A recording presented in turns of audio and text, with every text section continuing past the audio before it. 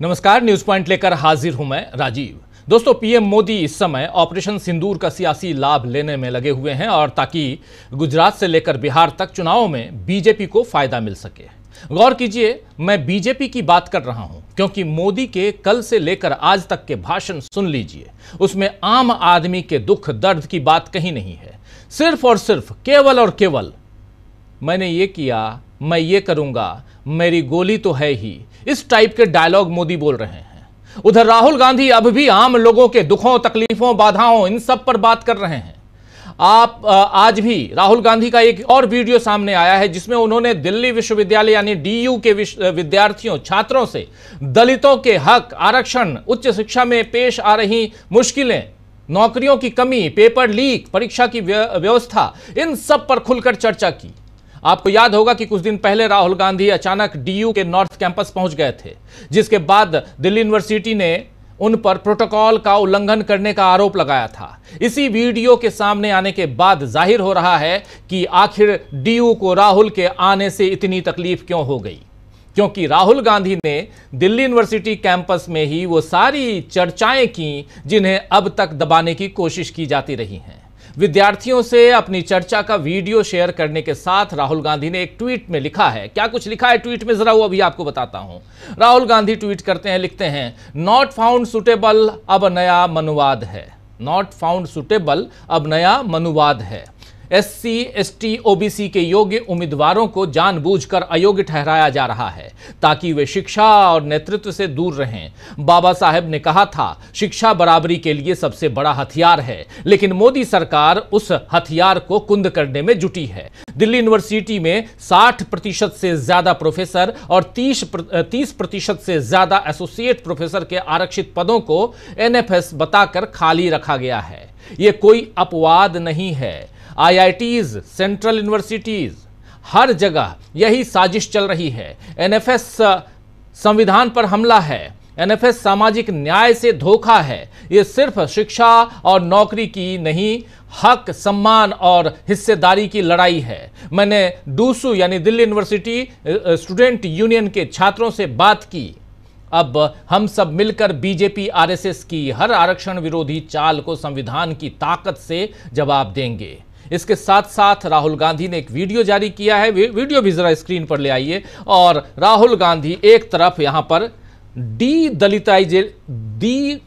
D दलिताइजेशन यानी दलितों के अस्तित्व और उनके इतिहास को मिटाए जाने पर की तरफ वो ध्यान दिला रहे हैं। वो आरक्षण बताने की बात कर रहे हैं, आरक्षण को बढ़ाने की बात कर रहे हैं और सबसे बढ़कर दलित, ओबीसी, आदिवासियों, इन सबको उच्च शिक्षा के लिए प्रेरित कर रहे हैं। यहां पढ़ना और ज्ञान हासिल करना ही शायद मोदी के लिए सबसे बड़ा डर है, क्योंकि वो तो यही चाहते हैं कि लोग अपना विवेक इस्तेमाल न करें, केवल उनके कहे को चुपचाप मान लें। जैसे पहले उन्होंने मेक इन इंडिया कार्यक्रम चलाया तो जनता ने यह मान लिया कि अब देश में ही सारी चीजें बनेंगी और हमारा आर्थिक विकास होगा। फिर मोदी ने वोकल फॉर लोकल का नारा दिया, आप याद कीजिए। इधर 5 साल पहले गलवान मामले के बाद चीन से तनाव होने पर देश को यह बताया गया कि सरकार चीन पर आर्थिक प्रतिबंध लगा रही है। फिर कुछ चीनी ऐप्स बंद कर दिए गए। लेकिन आज मोदी खुद कह रहे हैं कि गणेश जी की मूर्ति से लेकर पिचकारी तक बाहर से आती है। मोदी के इस वीडियो को शेयर करते हुए कांग्रेस प्रवक्ता पवन खेड़ा ने ट्विटर पर लिखा है। क्या कुछ लिखा ये बता देता हूं आपको। पवन खेड़ा यहां लिख रहे हैं कि मेक इन इंडिया के जुमले की पोल आज साहब ने खुद ही खोल दी। अपने मुंह से बोल रहे हैं कि हेयर पिन से लेकर गणेश जी तक सब विदेशी बिक रहा है भारत के बाजार में। लेकिन दुर्भाग्य देखिए, खुद कोई नीतिगत निर्णय लेने की बजाय जनता को ही कटघरे में खड़ा कर रहे हैं। खुद व्यापार के डर से ट्रंप के सामने झुकते हैं, लेकिन जनता को स्वदेशी का ज्ञान देते हैं। ये बात यहां शेयर करते हुए पवन खेड़ा ने एक वीडियो भी शेयर किया है। उस वीडियो को भी ले आता हूं। और वीडियो नरेंद्र मोदी का वीडियो है जिसमें नरेंद्र मोदी अपनी जुबानी ये बातें कह रहे हैं, जरा सुन लीजिए। हम गांव-गांव व्यापारियों को शपथ दिलवाएं, व्यापारियों का कितना ही मुनाफा क्यों ना हो, आप विदेशी माल नहीं बेचोगे। लेकिन दुर्भाग्य देखिए, गणेश जी भी विदेश से आ जाते हैं। छोटी आंख वाले गणेश जी आएंगे। गणेश जी की आंख भी नहीं खुल रही है। होली होली रंग छिड़कना है, बोले विदेशी। हमें पता था, आप भी अपने घर जाकर के सूची बनाना। सचमुच में ऑपरेशन सिंदूर के लिए एक नागरिक के नाते मुझे एक काम करना है। आप घर में जाकर सूची बनाइए कि आपके घर में 24 घंटे में सुबह से दूसरे दिन सुबह तक कितनी विदेशी चीजों का उपयोग होता है। आपको पता ही नहीं होता है। आप हेयर पिन भी विदेशी उपयोग कर लेते हैं, कंघा भी विदेशी होता है, दांत में लगाने वाली जो पिन होती है वो भी विदेशी घुस गई है, हमें मालूम तक नहीं है, पता ही नहीं है। दोस्तों,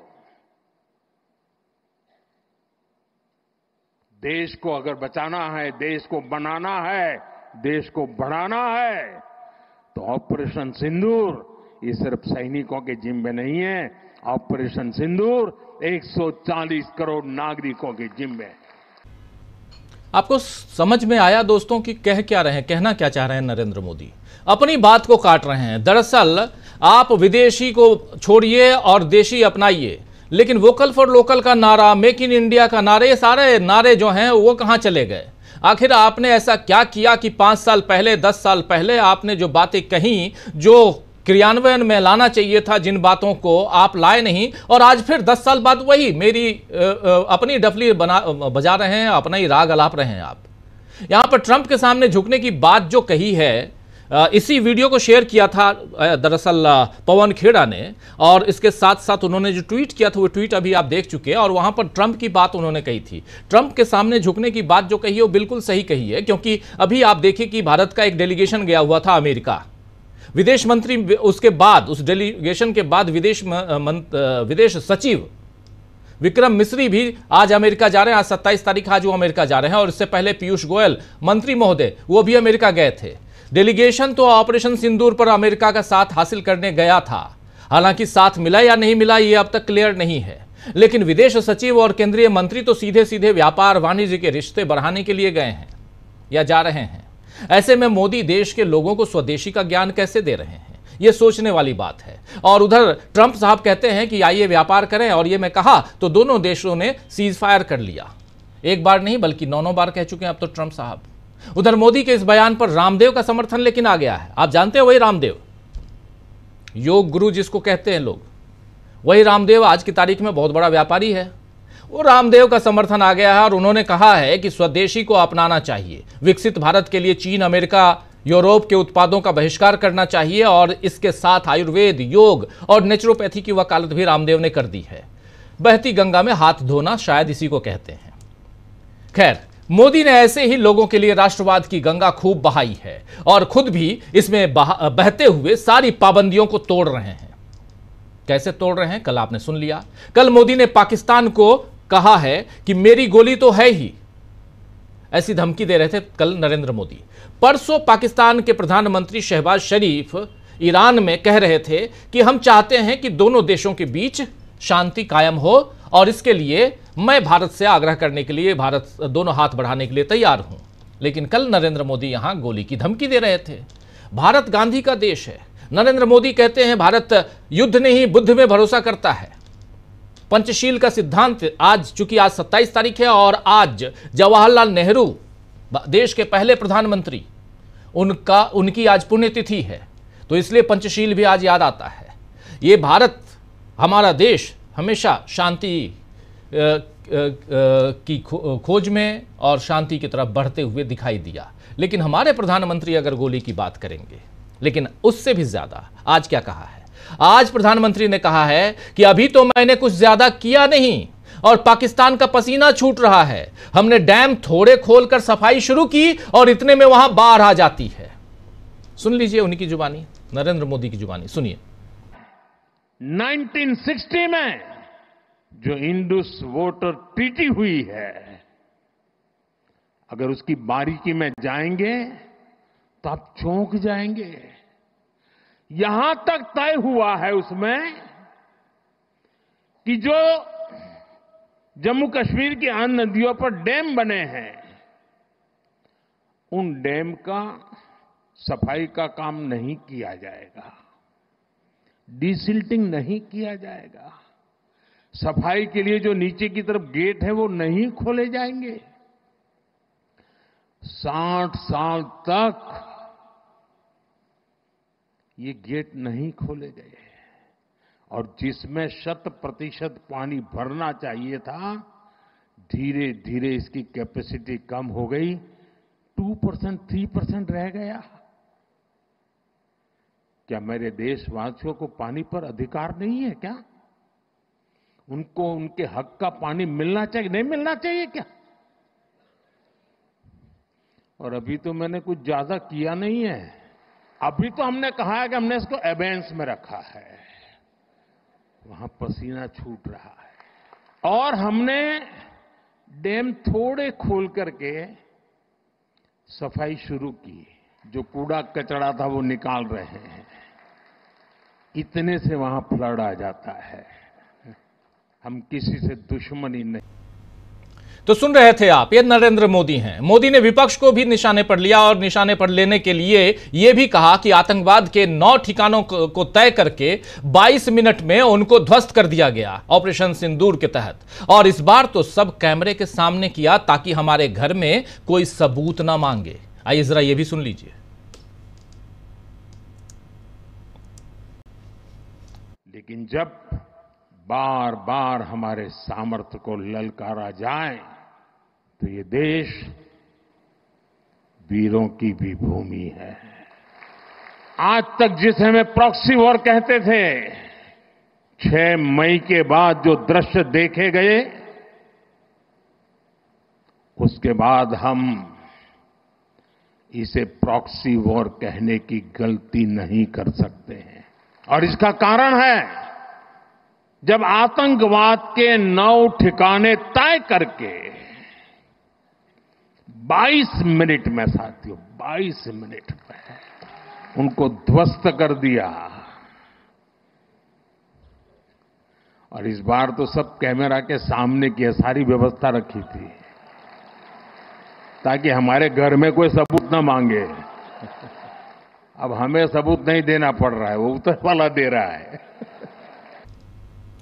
हमने कैमरे के आगे सब कुछ किया ताकि सबूत न देना पड़े। इसके अलावा भारत और पाकिस्तान बंटवारा और कश्मीर समस्या का ठीकरा भी नरेंद्र मोदी ने नेहरू जी पर फोड़ दिया है और आज नेहरू जी की पुण्यतिथि है। इस तरह के भाषण को ओछी राजनीति बताते हुए आज कांग्रेस पार्टी ने भी जमकर वार किया नरेंद्र मोदी पर। आइए जरा कांग्रेस पार्टी में आज जब प्रेस कॉन्फ्रेंस की पवन खेड़ा ने, तो उन्होंने क्या कुछ कहा है, सुन लीजिए।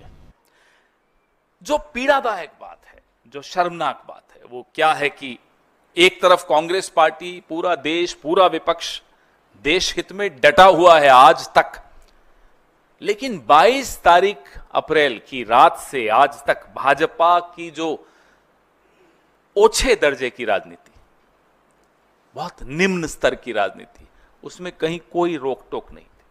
वो रुके नहीं, वो उसी निम्न स्तर पे लगे रहे, अभी भी लगे हुए हैं। और अपना जो विभाजनकारी उनका एजेंडा है, एक तरह से माफ कीजिएगा, उन्होंने आपदा में अवसर ढूंढा। पूरे देश में आवाज उठ रही थी कि पाकिस्तान को जवाब दिया जाए, आतंकियों के खिलाफ कदम उठाए जाए। भाजपा के लोग कश्मीर के छात्र छात्राओं के साथ दुर्व्यवहार कर रहे थे। देश की जो अकलियत है, माइनॉरिटी है, मुसलमान है, उनके साथ दुर्व्यवहार कर रहे थे। सोशल मीडिया पर क्या कर रहे थे, आपके सामने, आपदा में अवसर इसीलिए कहता। और जो आधिकारिक सोशल मीडिया हैंडल्स हैं, उसमें एक धार्मिक उन्माद फैलाने की चेष्टा की गई। मतलब आप देखिए, एक सत्ताधारी दल का स्तर देखिए कि जहां देश दहला हुआ है, देश उम्मीद कर रहा है कि भाई आप इन सब भेदभाव से ऊपर उठकर जवाब देंगे पाकिस्तान को, आप उसी स्तर में और ज्यादा दलदल में घुस रहे थे। आपने वो काम किया जो शायद जिन्ना चाहते थे, जो लश्कर तैयबा चाहता है, जो जैश चाहता है, जो पाकिस्तान चाहता है। आपने वही उन्हीं की भाषा में बात की, आपने वही विचारधारा दिखाई, आपने वही मानसिकता दिखाई। ये पीड़ा इस तो सुन रहे थे आप पवन खेड़ा को। पवन खेड़ा यहीं नहीं रुके, उन्होंने और भी बहुत सारी बातें कही और खास कर कुछ ये बातें भी सुन लीजिए आप, बहुत महत्वपूर्ण। आज लगातार ताबड़तोड़ हमला बोलते हुए यहाँ पवन खेड़ा कांग्रेस पार्टी की तरफ से, और उधर नरेंद्र मोदी जो बातें कह रहे थे, खुद जो सियासी स्टंट है वो कैसे कांग्रेस के सामने, राहुल गांधी के सामने कैसे वो बेकार जा रहा है, वही हम यहाँ आपके सामने रखने की कोशिश कर रहे हैं। सुनिए इस बाइट को भी पवन खेड़ा की। आज तक हमें जवाब नहीं मिला कि 2023 में पुंछ में जो आतंकियों ने किया, 2 अक्टूबर 2024 में गांधरबल में जो किया, गुलमर्ग में अक्टूबर 2024 में जो किया, पहलगांव में अप्रैल 2025 में जो किया, उन आतंकियों का क्या हुआ, वो कहां है? आज तक जवाब नहीं मिला कि सीजफायर किन शर्तों पर हुआ। आज तक जवाब नहीं मिला हाफिज सईद, अजहर मसूद बच के कैसे निकल गए। क्या सीजफायर की शर्तों में इन्हें वापस लाना है या नहीं है? कोई जवाब नहीं। जवाब मांगो, सवाल पूछो तो ये डायलॉग आते हैं आपके पास। पिक्चरें हम सबने देखी है साहब, हमारा सारा बचपन पिक्चरें देखकर गुजरा है, लेकिन गंभीर विषयों पे गंभीर चर्चा होनी चाहिए या पिक्चरों के डायलॉग होने चाहिए? पूरी विदेश नीति ट्रोल्स को आउटसोर्स कर दी, पूरी सुरक्षा नीति ट्रोल्स को आउटसोर्स कर दी, पूरी आंतरिक नीतियां जो है, राजनीति जो है, राजनीतिक विमर्श जो है, ट्रोल्स को आउटसोर्स कर दिया। ये उसका नतीजा मैं आपको बताता हूं क्या हुआ पिछले 10 घंटों में। क्या हुआ विदेश नीति का मैं आपको एक ज्वलंत उदाहरण देता हूं। कुवैत ने पाकिस्तान से वीजा की रेस्ट्रिक्शंस, जो रोक थी, वो हटा दी। ये अभी कल हुआ है। कुवैत में जो लेबर फोर्स है 21% भारत का है। यह भारत की विदेश नीति है कि अब चूंकि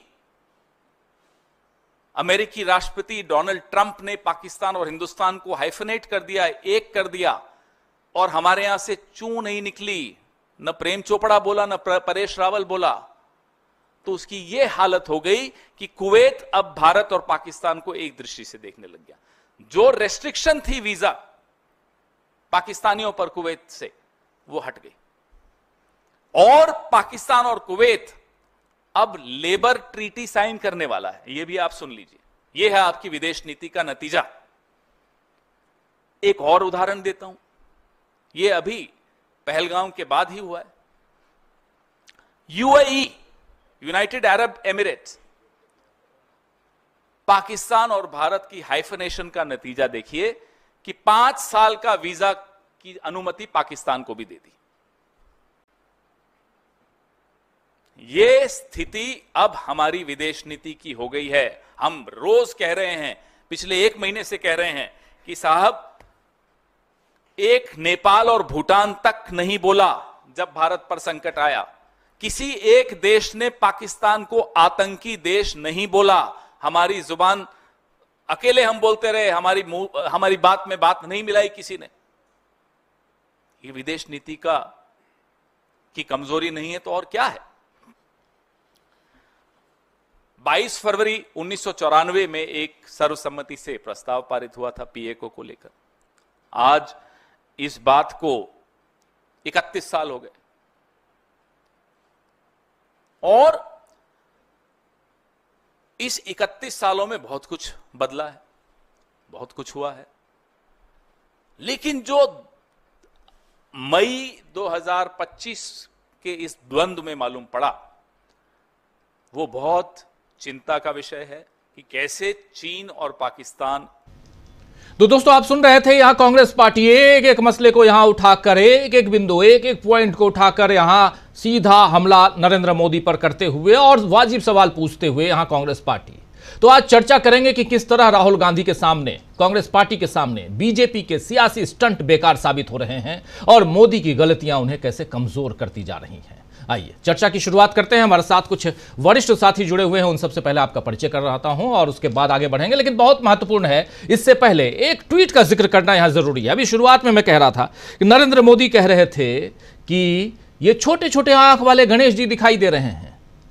अभी उनकी बाइट आपने सुन ली और उसी को शेयर किया था पवन खेड़ा ने।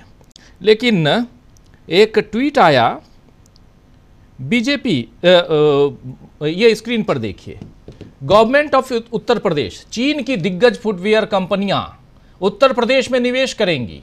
ये निवेश कानपुर और आगरा में प्रस्तावित 2 फुटवियर पार्कों में है। इनमें इससे 10 लाख लोगों को रोजगार मिलने का अनुमान है। आप एक तरफ चीन का और विदेशी सामान के बहिष्कार की बात कर रहे हैं, आप जाके अपने गृह राज्य गुजरात में, दूसरी तरफ उत्तर प्रदेश में आपकी सरकार है, डबल इंजन की सरकार है, वो ये ट्वीट कर रही है। क्या माना जाए? ये दोहरा चेहरा आखिर क्यों है नरेंद्र मोदी जी? ये पूछूं, कौन पूछेगा आखिर? ये सवाल बहुत वाजिब है और ये आज के तमाम अखबारों में ये खबर भी छपी हुई है। और ये चीन के साथ, चीन की कंपनी, चीन के साथ तो आपने व्यापार खत्म कर दिया था, या सिर्फ कुछ ऐप बंद करके आपने सोच लिया कि हमने उस पर आर्थिक प्रहार कर दिया? सवाल है, जवाब ढूंढने की कोशिश करेंगे। हमारे साथ 4 वरिष्ठ साथी जुड़े हुए हैं। प्रशांत टंडन जी हैं, शकील अख्तर जी हैं, प्रफुल्ल कोलखियान जी और साथ में अमलेंदु उपाध्याय जी। आप सबका स्वागत है, इस्तकबाल है। स्वागत इस्तकबाल अब तमाम दोस्त साथी शुभचिंतक आप सबका, जो अब तक जुड़ चुके हैं उनका भी, जो जुड़ने वाले हैं उनका भी। सीधे शकील जी आपके पास आना चाहता हूं। कांग्रेस पार्टी आज इतनी हमलावर, एक तरफ राहुल गांधी, ये वीडियो देखिए राइट साइड में, ये डीयू का वीडियो है, वहां के स्टूडेंट्स यूनियन से, डूसू के छात्रों से राहुल गांधी मिल रहे हैं और वहां SC, ST, OBC, माइनॉरिटीज, इन सब की बात कर रहे हैं और पूछ रहे हैं, बातें हो रही है। बहुत इंपॉर्टेंट, बहुत शानदार 9-10 मिनट का ये वीडियो है, देखा होगा आप सबने। एक वीडियो हमने भी बनाया है इसी पे, आप लोगों ने नहीं देखा होगा तो ज़रूर DB लाइव पे देख लीजिए। लेकिन दूसरी तरफ शकील जी, पवन खेड़ा जो बात कह रहे थे, आज पहली बार लग रहा था कि पवन खेड़ा या कांग्रेस पार्टी उन एक एक बिंदुओं के साथ, नरेंद्र मोदी के जो भाषण हैं उनके एक एक पॉइंट के साथ आज बड़ी तैयारी के साथ आज बैठे थे और मीडिया से चर्चा कर रहे थे, अपनी बात रख रहे थे, मीडिया के जरिए इनके भाषणों का विरोध कर रहे थे। आप थे चूंकि वहां पे, इसलिए आपसे मैं जानना चाहता हूं कि इसके जरिए अब आगे की रणनीति क्या है, क्योंकि नरेंद्र मोदी यहीं रुकने वाले नहीं हैं। नरेंद्र मोदी चीन की बात करते हैं, वो छोटी छोटी आंखों वाले गणेश जी की बात कर रहे हैं, दांत में लगाने वाले क्लिप की बात कर रहे हैं, लेकिन फिर वो ऑपरेशन सिंदूर पे आ जा रहे हैं। अभी आपने भाषण सुन लिया। तो नरेंद्र मोदी के इस सियासी स्टंट का मुकाबला, बीजेपी के सियासी स्टंट का मुकाबला कांग्रेस पार्टी कैसे कर रही है? चूंकि आप कवर करते हैं इसलिए आपसे समझना चाहता हूं। देखिए राजीव जी, अभी तक कांग्रेस 22 के बाद इसी प्रेस कॉन्फ्रेंस में सबसे शुरुआत में पवन खेड़ा ने बोला है, स्टार्ट करते ही, कि 22 अप्रैल की रात को ही तुरंत एक स्टेटमेंट जारी किया। संकट की इस घड़ी में सरकार से कहा कि आप जो निर्णय लेंगे हम उसके साथ खड़े होंगे। नेता प्रतिपक्ष राहुल गांधी विदेश यात्रा को बीच में छोड़कर लौटे। तो ये जो है 22 अप्रैल को जब से पहलगाम में हमारे टूरिस्टों पर हमला हुआ है, कांग्रेस पूरी तरह सरकार के साथ खड़ी हुई जी।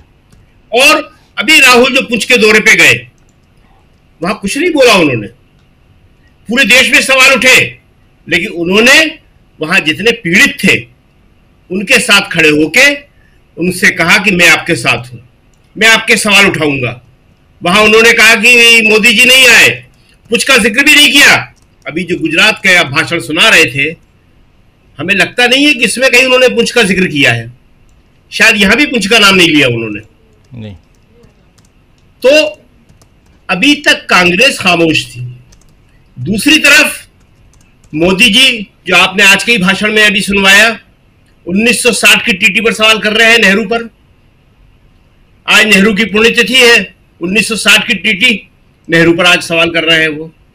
और विदेश से रोज उनके द्वारा भेजे गए सर्वदलीय प्रतिनिधिमंडल में जो निशिकांत दुबे है, नेहरू, इंदिरा, कांग्रेस पर सवाल कर रहे हैं। आज 22 में फिर किया। तो कांग्रेस का जवाब देना बहुत जरूरी हो गया। इसलिए आज पवन खेड़ा ने प्रेस कॉन्फ्रेंस की और आपने देखा कि उन्होंने बहुत ही सिलसिलेवार ढंग से एक एक पॉइंट पर मोदी जी को जवाब दिया और मोदी जी से सवाल पूछे। उन्होंने वही सवाल पूछे जो राहुल गांधी पूछ चुके हैं, जो देश पूछ रहा है कि जो पहलगाम में हमला हुआ उन आतंकियों का क्या हुआ, आज तक जवाब नहीं मिला। सीज फायर की शर्तों पर हुआ, कोई जवाब नहीं मिला। हाफिज सईद, अजहर मसूद बचकर कैसे निकल गए, उन्होंने बोला नहीं। लेकिन जयशंकर बोल चुके हैं पहले, हमारे विदेश सचिव, कि हमने पहले बता दिया था उनको कि हमला करने वाले हैं, तो जाहिर है कि बच के निकल नहीं था। तो उन्होंने कहा कि जवाब मांगो और फिल्मों के डायलॉग मिलते हैं। बड़ा साफ साफ बोला उन्होंने कि ये फिल्मों के डायलॉग जो हैं ये बंद करिए आप बोलना। और आप देखिए कि कितना बड़ा मजाक है। प्रधानमंत्री मोदी वहां बोल रहे हैं कि चीन से ये सामान आ रहा है छोटा छोटा। कैसे आ रहा है? सरकार आपकी है, लाल आंखों वाली, 56 इंच की छाती वाली। अरे आप तो जो चीनी मांझा है जिससे लोगों के गले कट कट के लोग मर रहे हैं, वो तो बैन नहीं कर पाए, बंद नहीं कर पाए। और कहा क्या कि लोग जब बाइक पे तो गले में मोटी तौलिया बांध के, मोटा कपड़ा बांध के निकले ताकि मांझे से कटे नहीं। कितना बढ़िया इलाज है। दिवाली पे हर साल आपने देखा होगा बाजार में, जो बाजार होते हैं दुकानदारों के, वो पोस्टर लगा देते हैं चीनी सामान का बहिष्कार करो, अंदर चीनी झालरें मिलती रहती है। अरे इनको रोकेगा कौन? कह रहे व्यापारियों को शपथ दिला दो। शपथ से रुकता है कहीं कुछ? आपके हाथ में कानून है, सरकार है, सीमाएं हैं, आप रोक सकते हैं। और आपने अभी बता दिया 2 फुटवियर पार्क यूपी में, आगरा और कानपुर। हिंदुस्तान का सबसे बड़ा लेदर का काम यहां होता है, सबको मालूम है। कह रहे 10 लाख लोगों को रोजगार मिलेगा, लाखों लोगों का रोजगार चला जाएगा। छोटे छोटे लघु उद्योग हैं, गृह उद्योग हैं यहां पे। जिन्होंने भी आगरा और कानपुर देखा होगा, और हमारे दर्शकों की बड़ी तादाद होगी आगरा और कानपुर वालों की, घर घर में यह काम होता है। छोटी छोटी फैक्ट्रियां लगी हुई हैं। और ये बड़े बड़े ब्रांड जो है, उनके नाम नहीं लेंगे हम, जो ये जूते बेचते हैं, बड़े बड़े शोरूम हैं, ये सब वहीं बनते हैं। सिर्फ इनके ब्रांड, इनके ठप्पे लगते हैं, वो कारीगर बनाते हैं, वो सब खत्म हो जाएगा। अब ये सारा का सारा माल चीन अपने नाम से बेचेगा, मुश्किल है। चीन के नाम से कोई जूते खरीदने वाला नहीं है। ये किसी यूरोप के देश के नाम से बिकेंगे, और जो यहां से जूता मान लीजिए 100 रुपए का जाएगा, वो वहां से 5000 का होके आएगा, और हम ही को बेचेंगे वो। नहीं, सवाल ये नहीं है शकील जी, सवाल ये नहीं है कि हम यहाँ भारत के लोग खरीदेंगे कि नहीं खरीदेंगे। सवाल ये है कि नरेंद्र मोदी की सरकार है। गलवान घाटी की घटना के बाद नरेंद्र मोदी ने आर्थिक प्रतिबंध लगाए थे और यहाँ कहा था कि चीन के साथ किसी भी ढंग का कोई व्यापार हम नहीं करेंगे, चीनी कंपनियों का बहिष्कार करेंगे। कुछ ऐप आपने, टिकटॉक जैसे ऐप आपने बंद कर दिए। लेकिन आप अपने ही राज्य में अगर ऐसे कंपनियों को, हिंदुस्तान में बहुत सारी ऐसी कंपनियां हैं, कार निर्माता कंपनियां भी आ गई हैं जो यहाँ वहां से इंपोर्ट कर रहे हैं, हिंदुस्तान इंपोर्ट कर रहा है। क्या नहीं इंपोर्ट हो रहा है चाइना से? क्या नहीं हो रहा है? आप किन किन पे बैन लगाएंगे? और उसके बाद आप गणेश जी छोटे छोटे आंख वाले दिखाई देते, ये कह के, ये बता के आप बताना क्या चाहते हैं, कहना क्या चाहते हैं? नरेंद्र मोदी जी खुद बताएं ना, हमारे पास तो जो उपलब्ध होगा हम खरीदेंगे। हमारे पास हिंदुस्तान का बना होगा, हिंदुस्तान का खरीदेंगे, जापान का बना होगा, जापान का खरीदेंगे। लेकिन सवाल यह है कि सरकार की एक नीति होनी चाहिए। अगर आप वोकल फॉर लोकल की बात कर रहे हैं तो वोकल फॉर लोकल को आगे बढ़ाइए ना। आपने वो एक बाघ बनाया था, या शेर बाघ टाइप का, एक मेक इन इंडिया का, वो कहां गया? तो ये सारी चीजें, make in India, vocal for local, Ramdev आ जाते हैं बीच में अपना प्रोडक्ट बेचने के लिए। तो यहां सिर्फ और सिर्फ व्यापार की बात आप कर रहे हैं, तो फिर यह भी बता दीजिए कि डोनाल्ड ट्रंप साहब आखिर क्यों व्यापार के नाम पर सीज फायर करवा देते हैं? आखिर डोनाल्ड ट्रंप ने क्या, किस व्यापार की बात की है आपसे? और डोनाल्ड ट्रंप कह रहे हैं कि आईफोन वालों, अगर हिंदुस्तान से इंपोर्ट किया, हिंदुस्तान में बनाया तो टैरिफ बढ़ा दूंगा, 25% टैरिफ बढ़ा दी, कह दिया 25% लगेगा और इंडिया में बना हुआ सामान को अगर तुम अमेरिका में लेके आओगे तो, आईफोन, एप्पल। तो नरेंद्र मोदी वहां तो बोलते नहीं है, तो हमको आपको मूर्ख समझते हैं क्या? हम एक जनता, मैं एक पत्रकार, आप पत्रकार के नाते बात नहीं कर रहा हूं, हमको आपको यानी देश की 140 करोड़ आबादी को मूर्ख समझते हैं क्या नरेंद्र मोदी जी की जो चाहेंगे उनकी बातें सुन ली जाएंगी, उसी पे एक्ट करेंगे हम, लेकिन हम सवाल नहीं करेंगे? यह सवाल उठता है शकील जी, इसलिए यह बात कह रहा था। ये सवाल ये नहीं आता। आप अगर कह रहे हैं कि चीन के सामान का विरोध करो, चीन ही नहीं, आपने अभी चीन का नाम नहीं लिया। देखिए हिम्मत नहीं हुई चीन, आप छोटे छोटे आंख के गणेश जी बोल रहे हैं, लेकिन आपने ये नहीं कहा कि वो चीन से ऐसी चीजें आ रही हैं। आपने चाइना का नाम नहीं लिया। तो इतनी हिम्मत भी तो होनी चाहिए कि चीन का नाम ले लो। आप कहो कि चीन का हम बहिष्कार कर रहे हैं। शकील जी नहीं, बता दिया आपने सारा का सारा, यही बात हम कह रहे थे जो आपने बताई है। जी जी जी, दोबारा आता हूं, जरा राहुल गांधी की स्ट्रेटेजी पे भी आपसे बात करूंगा, लेकिन प्रशांत जी जरा आपसे समझना चाहता हूं नरेंद्र मोदी की आखिर स्ट्रेटेजी क्या है यहां पे। नरेंद्र मोदी के 2 दिनों से हम भाषण सुन रहे हैं, सुबह शाम रात दिन, और हम लोगों का काम ऐसा है कि अपच हो जाता है, सुनना ही पड़ता है, मजबूरी है, शाम को रखना है, एक एक व्याख्या करनी है। कल आपने देख लिया कि 4 भाषण 4 कपड़े, ड्रेस बदल रहे हैं। भाई यहां 26 लोगों की मौत हो गई इसी देश में, उसी को आप बेच रहे हो। शर्म नहीं आती आपको? आप कपड़े बदल रहे हैं। यही कपड़े बदलने के नाम पे आप याद कीजिए कि यूपीए के समय गृह मंत्री को इस्तीफा देना पड़ा था 26/11 पे। आप कपड़े बदल रहे हो।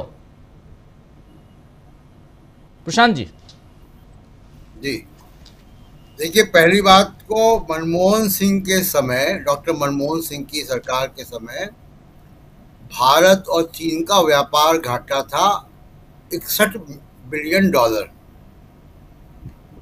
नरेंद्र मोदी के कार्यकाल में 2024-25 के कार्यकाल में ये घाटा है $100 बिलियन।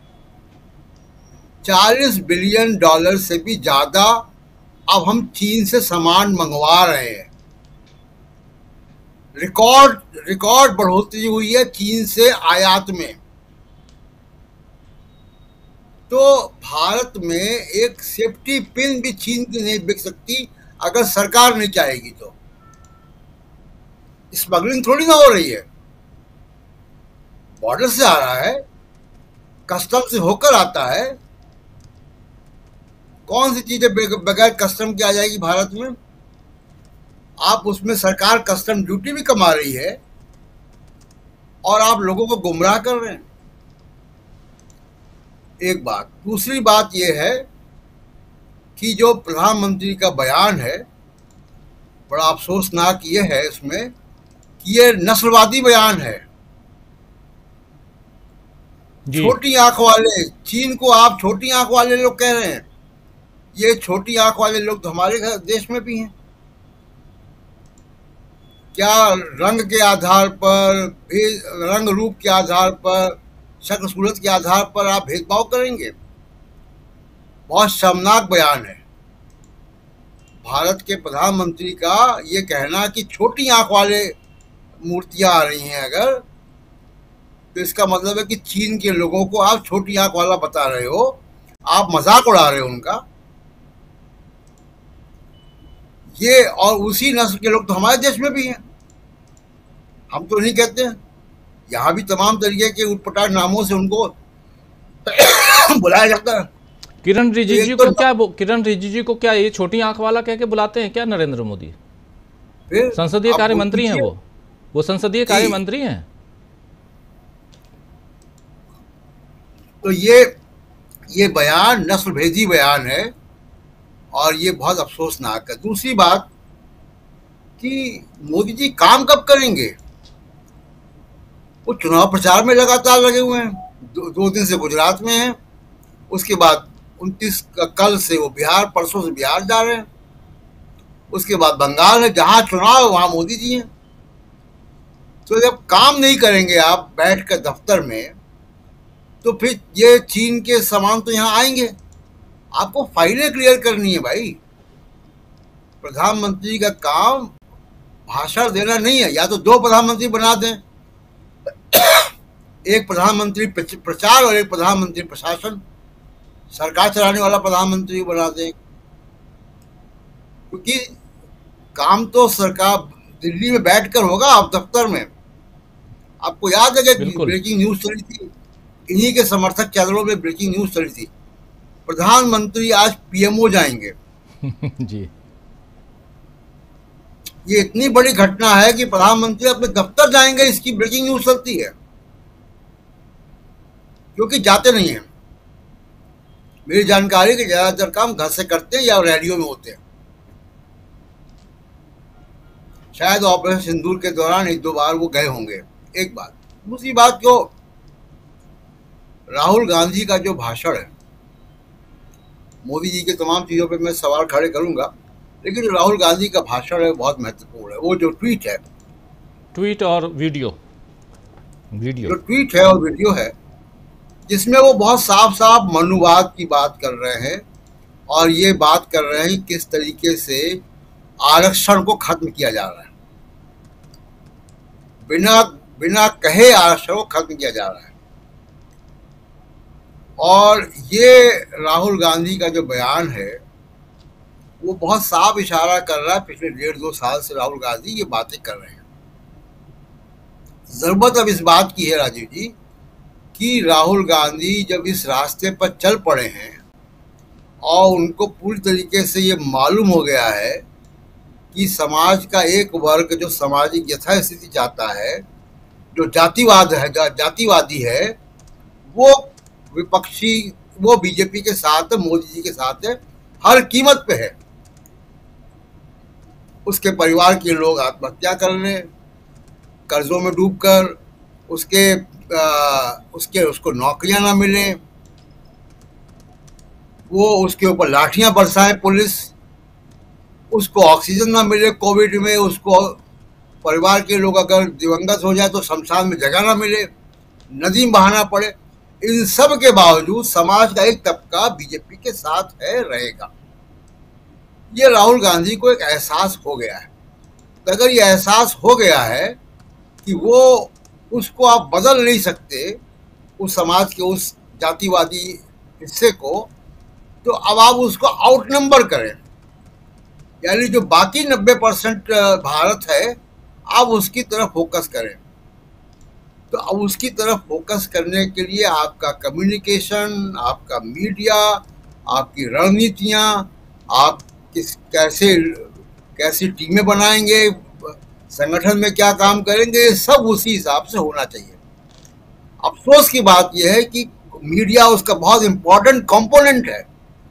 जहां ये जातिवादी लोग बैठे हुए हैं, आप कांग्रेस के लोग वहां 10 मिनट के लिए जाते हैं तो 10 मिनट के लिए केवल अपनी बात रखने के लिए वो बुलाते हैं आपको, क्योंकि उनको एक चाहिए खिलाड़ी, अकेले नहीं खेल सकते वो। लेकिन वो कुल मिला के वो मीडिया जो है वो जातिवादी है, वो नफरत का है, वो समाज को तोड़ने का काम कर रहा है। आपने उस मीडिया के लिए उस मीडिया के बरक्स कोई रणनीति दिखाई नहीं दी। इस देश में दूसरा मीडिया भी है। तो कांग्रेस पार्टी को, राहुल गांधी को अब ये सोचना चाहिए कि आपने एक राजनीति चुन ली है, उस राजनीति के हिसाब से आपका मीडिया, आपका कम्युनिकेशन, आपकी रणनीतियां, आपके लोग, वो सब उसी हिसाब से होना चाहिए। इस सामाजिक न्याय की उसमें शशि थरूर या दूसरे लोग नहीं आते जो कैटेगरी क्लास की बात करते हैं। और आप देख लीजिए शशि थरूर कहाँ है आज की तारीख में, उनका एक पैर कहाँ है, एक पैर कहाँ है। तो और आखिरी बात ये कि जो मोदी जी, आप देखिए कि इसकी भी जांच होनी चाहिए, स्टडी होनी चाहिए उसमें कि इस व्यक्ति में कोई करुणा नाम की चीज क्यों नहीं है। आपके देश के 26 लोग मारे गए, निहत्थे टूरिस्ट मारे गए, जिसमें एक को छोड़ के बाकी सब हिंदू थे, एक मुस्लिम भी मारा गया। उसके बाद 27 लोग मारे गए पुंछ में पाकिस्तान की गोलाबारी से। एक भी परिवार से मोदी जी नहीं मिले। वो गुजरात में क्या कर रहे हैं, उनको तो पुंछ में होना चाहिए था।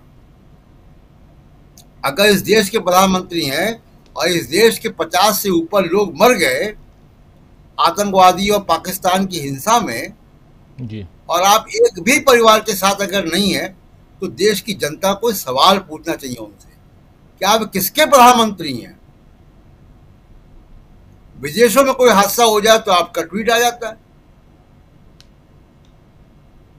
तो ये मोदी जी से पूछना चाहिए लोगों को कि चुनाव प्रचार आप करें, बहुत अच्छी बात है, लेकिन आप 50 से ऊपर लोगों की मौत हो गई, कितने परिवारों से आप मिले जाकर।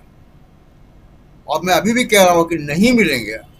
अभी कुछ दिन पहले आपने कहा था कि शायद कानपुर जा रहे हैं और कानपुर में मिलेंगे, तब भी मैंने एक शक जाहिर किया था कि मोदी जी किसी भी भुक्तभोगी परिवार से नहीं मिलेंगे। इनकी स्कीम ऑफ थिंग्स में नहीं है वो, इनके दिल में वो जगह बनी नहीं है करुणा वाली। इसका अध्ययन होना चाहिए राजू जी। एक्चुअली ऐसे ही जीत जाते हैं तो फिर मिलने की ज़रूरत क्या है। उनको लगता है हम तो कुछ भी कर लें, जीत तो रहे ही हैं। 240 पे आने के बाद भी 4 राज्यों के चुनाव हुए, जिनमें से 3 राज्यों के चुनाव जीत गए। महाराष्ट्र बिल्कुल नहीं लगता था कि जीतेंगे, जीत गए। हरियाणा बिल्कुल नहीं लगता था कि जीतेंगे, जीत गए। दिल्ली बिल्कुल नहीं लगता था कि जीतेंगे, जीत गए। तो 3 ऐसे राज्य जीत गए जहां पर उम्मीद नहीं थी। तो उनको लगता है कि अब 26 मरे कि 2600 मरे, क्या फ़र्क पड़ता है, जाएं ना जाएं, उस पर लिखें ना लिखें, क्या फ़र्क पड़ता है। 140-150 करोड़ की आबादी में अगर 26-50 लोग मर गए तो मर गए। कोरोना काल में बहुत लोग मर गए थे। तो अगर देश का शासक, अगर देश का प्रधानमंत्री या प्रधानमंत्री का कैबिनेट अगर ये बात सोचने लगे तो फिर ये दुर्भाग्य है देश के लिए। इसलिए ये चिंता देश की जनता को करनी चाहिए कि आखिर देश को किधर लेके जाना है, क्योंकि देश और देश पर जो लोग शासन कर रहे हैं वो हमारे आपके वोटों के कारण कर रहे हैं। अब वोटों की चोरी अगर हो रही है तो उसको भी रोकने का काम हमारा और आपका है, और साथ में विपक्ष का है। विपक्ष को इस पर पूरा का पूरा ध्यान देना चाहिए। विपक्ष को भी कई बार हम लोग राहुल गांधी जी को और ऐसे दूसरे तेजस्वी जी हैं, अखिलेश जी हैं, जी स्पेशली लगा रहा हूँ, क्योंकि इन लोगों को थोड़ा सा सोचना चाहिए कि हम अपनी भूमिका पूरी तरह से निभा रहे हैं कि नहीं निभा रहे हैं। इसलिए मैं कह रहा हूँ उनको भी भूमिका निभानी चाहिए जिसकी दरकार आज की तारीख में है। एक तरफा खुली छूट अगर आप दे देंगे तो फिर आप विपक्षी पार्टी क्यों हैं। राहुल गांधी बढ़िया काम कर रहे हैं, इसमें कोई दो राय नहीं है, अपने ढंग से पूरा कर रहे हैं वो। लेकिन और जिन ग्रुप से मिल रहे हैं, लेकिन क्या कांग्रेस पार्टी में सिर्फ राहुल गांधी हैं, ये सवाल भी तो उठता है। आऊँगा शकील जी के पास, तब इस बारे में बात करूँगा। और शकील जी आपके पास तुरंत अभी आना भी चाहता हूँ इसी सवाल के साथ एक छोटा सा कमेंट आपसे लेना चाहता हूँ, फिर प्रफुल्ल जी आपके पास आऊँगा। शकील जी, क्या सिर्फ राहुल गांधी, कई लोग बोल रहे हैं राहुल गांधी की कांग्रेस में चल रही है इसलिए गौरव गोगोई को असम का कांग्रेस प्रदेश अध्यक्ष बना दिया, पीसीसी अध्यक्ष बना दिया। क्या राहुल गांधी की कल नहीं चलती थी क्या? और राहुल गांधी की चलेगी तभी कांग्रेस चलेगी क्या? राहुल गांधी तो, और आप और हम सब लोग, छोड़ दीजिए राहुल गांधी को, हम सब अपने अपने ऑर्गेनाइजेशन में जैसे बाकी सहयोगी हमारे हैं वैसे हम भी हैं। जितनी मेहनत आप करते हैं उससे ज़्यादा मेहनत करने की कोशिश मैं करता हूं। यही होना चाहिए। आप भी सोचते हैं कि नहीं मैं भी और मेहनत करूं, रात दिन आप भी एक किए रहते हैं। तो ऐसे क्या कांग्रेस पार्टी में या समाजवादी पार्टी में, मैं कांग्रेस की बात इसलिए बार बार करता हूं कि कांग्रेस के बिना विपक्ष नहीं है, इसलिए कांग्रेस का नाम आता है। लेकिन क्या राहुल गांधी के अलावा कोई मेहनत करता हुआ दिखाई देता है? और जब आज की तारीख में जरूरत है, इसलिए यह सवाल पूछ रहा हूं। आप तो चूंकि कवर करते हैं कांग्रेस को, प्लीज। देखिए राजीव जी, कांग्रेस दो है।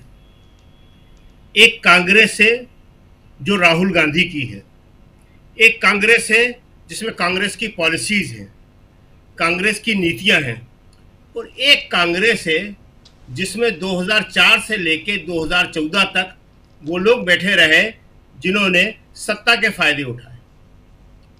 कांग्रेस में जो एक अवसरवादी जमात है उसको कंट्रोल करना राहुल गांधी और कांग्रेस अध्यक्ष खड़गे के लिए बहुत जरूरी है।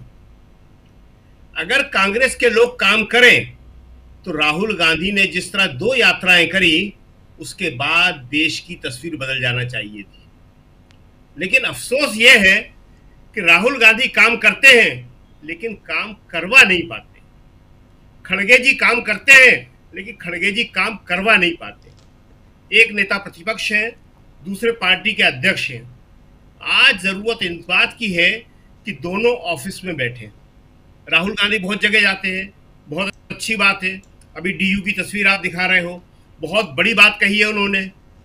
शायद पहली बार मनुवाद पर इतना सीधा हमला किया है और शायद पहली बार इस तरह SC, ST और OBC का खुल के समर्थन किया है। नॉट फाउंड सुटेबल शब्द बहुत दिनों से गूंज रहा था, लेकिन राहुल ने आज उसको मेन स्ट्रीम में ला दिया। आप योग्य नहीं हो, इसका सीधा मतलब है आम भाषा में अगर लोग समझना चाहें कि आप योग्य ही नहीं हो, इसलिए हम आपको नौकरी नहीं दे रहे हैं। राहुल गांधी ने जो कहा, इसको समझने की जरूरत इस समय देश के OBC को है सबसे ज्यादा।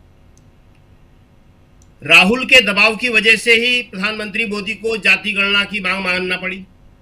आदिवासियों की गणना है, दलितों की गणना है। अगर गणना नहीं है इस देश में किसी की, तो OBC की नहीं है। अब OBC अगर इस बात को नहीं समझता तो राहुल कुछ नहीं कर सकते। तो जो आप ये बात कर रहे हैं कि राहुल जो करते हैं, देखिए कांग्रेस में जो दो लेयर है वो बहुत अच्छा काम कर रहे हैं। एक कांग्रेस की टॉप लीडरशिप जिसमें राहुल और खड़गे आते हैं, दूसरे कांग्रेस का कार्यकर्ता। देखिए बीच की लेयर है, सारी गड़बड़ियां इसमें हैं। बहुत ज्यादा खराब शब्द हम उनके लिए इस्तेमाल नहीं करेंगे, लेकिन लोग करते हैं उनके बारे में। वो काम करना नहीं चाहते, उनका काम है सिर्फ राहुल को खुश करना। राहुल के कैसे खुश होंगे वो इसी में सब लगे रहते हैं। आपको मालूम है, सबको मालूम है कि 2012 में सबको लग रहा था कि कांग्रेस को एक साजिश के तहत कमजोर किया जा रहा है, लेकिन ये लोग जो मंत्री बने बैठे थे, कांग्रेस के संगठन में पदाधिकारी बने बैठे थे, उन्होंने कुछ नहीं किया। अगर ये चाहते तो 2014 का रिजल्ट ये नहीं होता। बाद में सबने स्वीकार किया। आज जो ये मनीष तिवारी विदेश में घूम रहे हैं और चुप हैं, जबकि निशिकांत दुबे, इंदिरा गांधी, नेहरू जी और कांग्रेस में रोज आरोप लगा रहे हैं, ये मनीष तिवारी ने 2014 का चुनाव लड़ने से इनकार कर दिया था खुद से। कांग्रेस में कभी ऐसा नहीं होता, किसी पार्टी में नहीं होता। लोग कहते हैं कि जो पार्टी आदेश देगी, इन्होंने इनकार कर दिया। उत्तर में मनीष तिवारी ने, दक्षिण में चिदम्बरम ने। आधी कांग्रेस से हार गई। कांग्रेस ने मनीष तिवारी को 3 बार लोकसभा सदस्य बनाया है, और शायद हमारे दर्शकों को पता है या नहीं, तीनों बार अलग अलग सीट से, हर बार टिकट अलग अलग सीट से दिया। कांग्रेस इस तरह लोगों को बढ़ाती है, लेकिन वो लोग कांग्रेस के लिए क्या करते हैं, वही सवाल आप कर रहे हैं। 1989 में युवा बिल्कुल मनीष तिवारी थे, उन्हें राजीव गांधी ने कानपुर देहात से टिकट दे दिया था जी।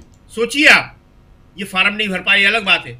इनके पिताजी को मनीष तिवारी के राज्यसभा दी थी, मनीष तिवारी के पिताजी को। और ये जो गुलाम नबी आजाद है, इसमें जो पीछे चुपचाप खड़े रहते, कोई नहीं पूछ, किसी को मालूम भी नहीं गुलाम नबी आजाद भी विदेशी दौरे पे हैं।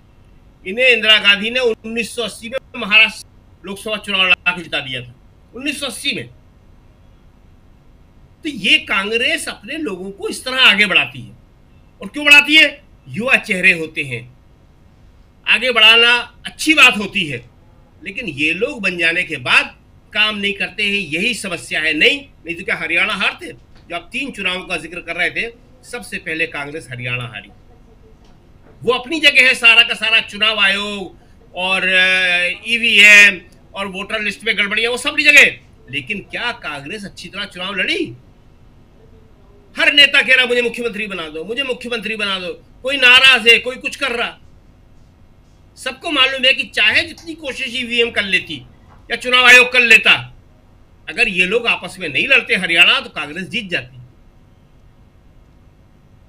हरियाणा हारने की वजह से ही कांग्रेस महाराष्ट्र हारी है। महाराष्ट्र की हार जो है, शकील जी, नरेंद्र मोदी तो कुछ भी बोल रहे हैं, उनको लगता है कि वो जीत रहे हैं, तो यहाँ पर कांग्रेस क्या करेगी, कैसे करती, ये तो छोड़ दीजिए। वो एक अलग सवाल था। जी जी तो आप ही का सवाल था, कांग्रेस पे सवाल आप ही कर रहे हैं। हाँ, नहीं बोल रहे कांग्रेस नहीं, तो नरेंद्र मोदी पे बोल रहे थे। हाँ जी बिल्कुल, राहुल पे बोल रहे थे।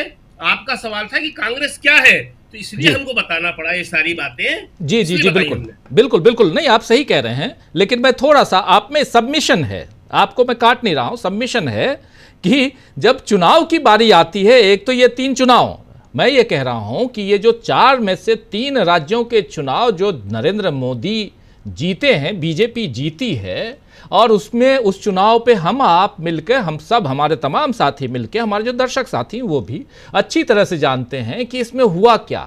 कांग्रेस यहां अगर हारी तो कांग्रेस एक वॉचडॉग की तरह जो भूमिका निभानी चाहिए थी, एक पार्टी की भूमिका, और उसके अलावा वहां जो गंभीरता के साथ की चोरी ना हो वो भी नहीं कर पाई।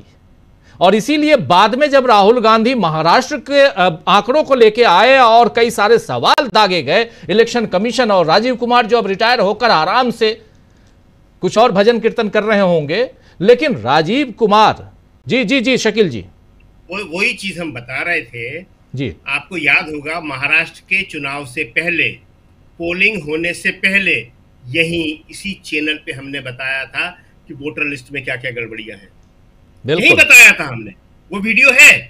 और हमने ये भी कहा था कि इस पर कांग्रेस ध्यान नहीं दे रही है। हमने ये भी कहा था, आज आपको बता दें, याद दिला दें, सबको याद होगा, हमारे दर्शकों को जिनको याद होगा, कि उस जिस वोटर लिस्ट की जो टेक्निकल चीजें होती है कंप्यूटर में, उस तक बीजेपी की पहुंच हो गई है। ये भी हमने बताया कि उसमें बीजेपी वहां देख के, जबकि वोटर लिस्ट फाइनल नहीं हुई है। तो ये सारी चीजें तो हम बता चुके हैं।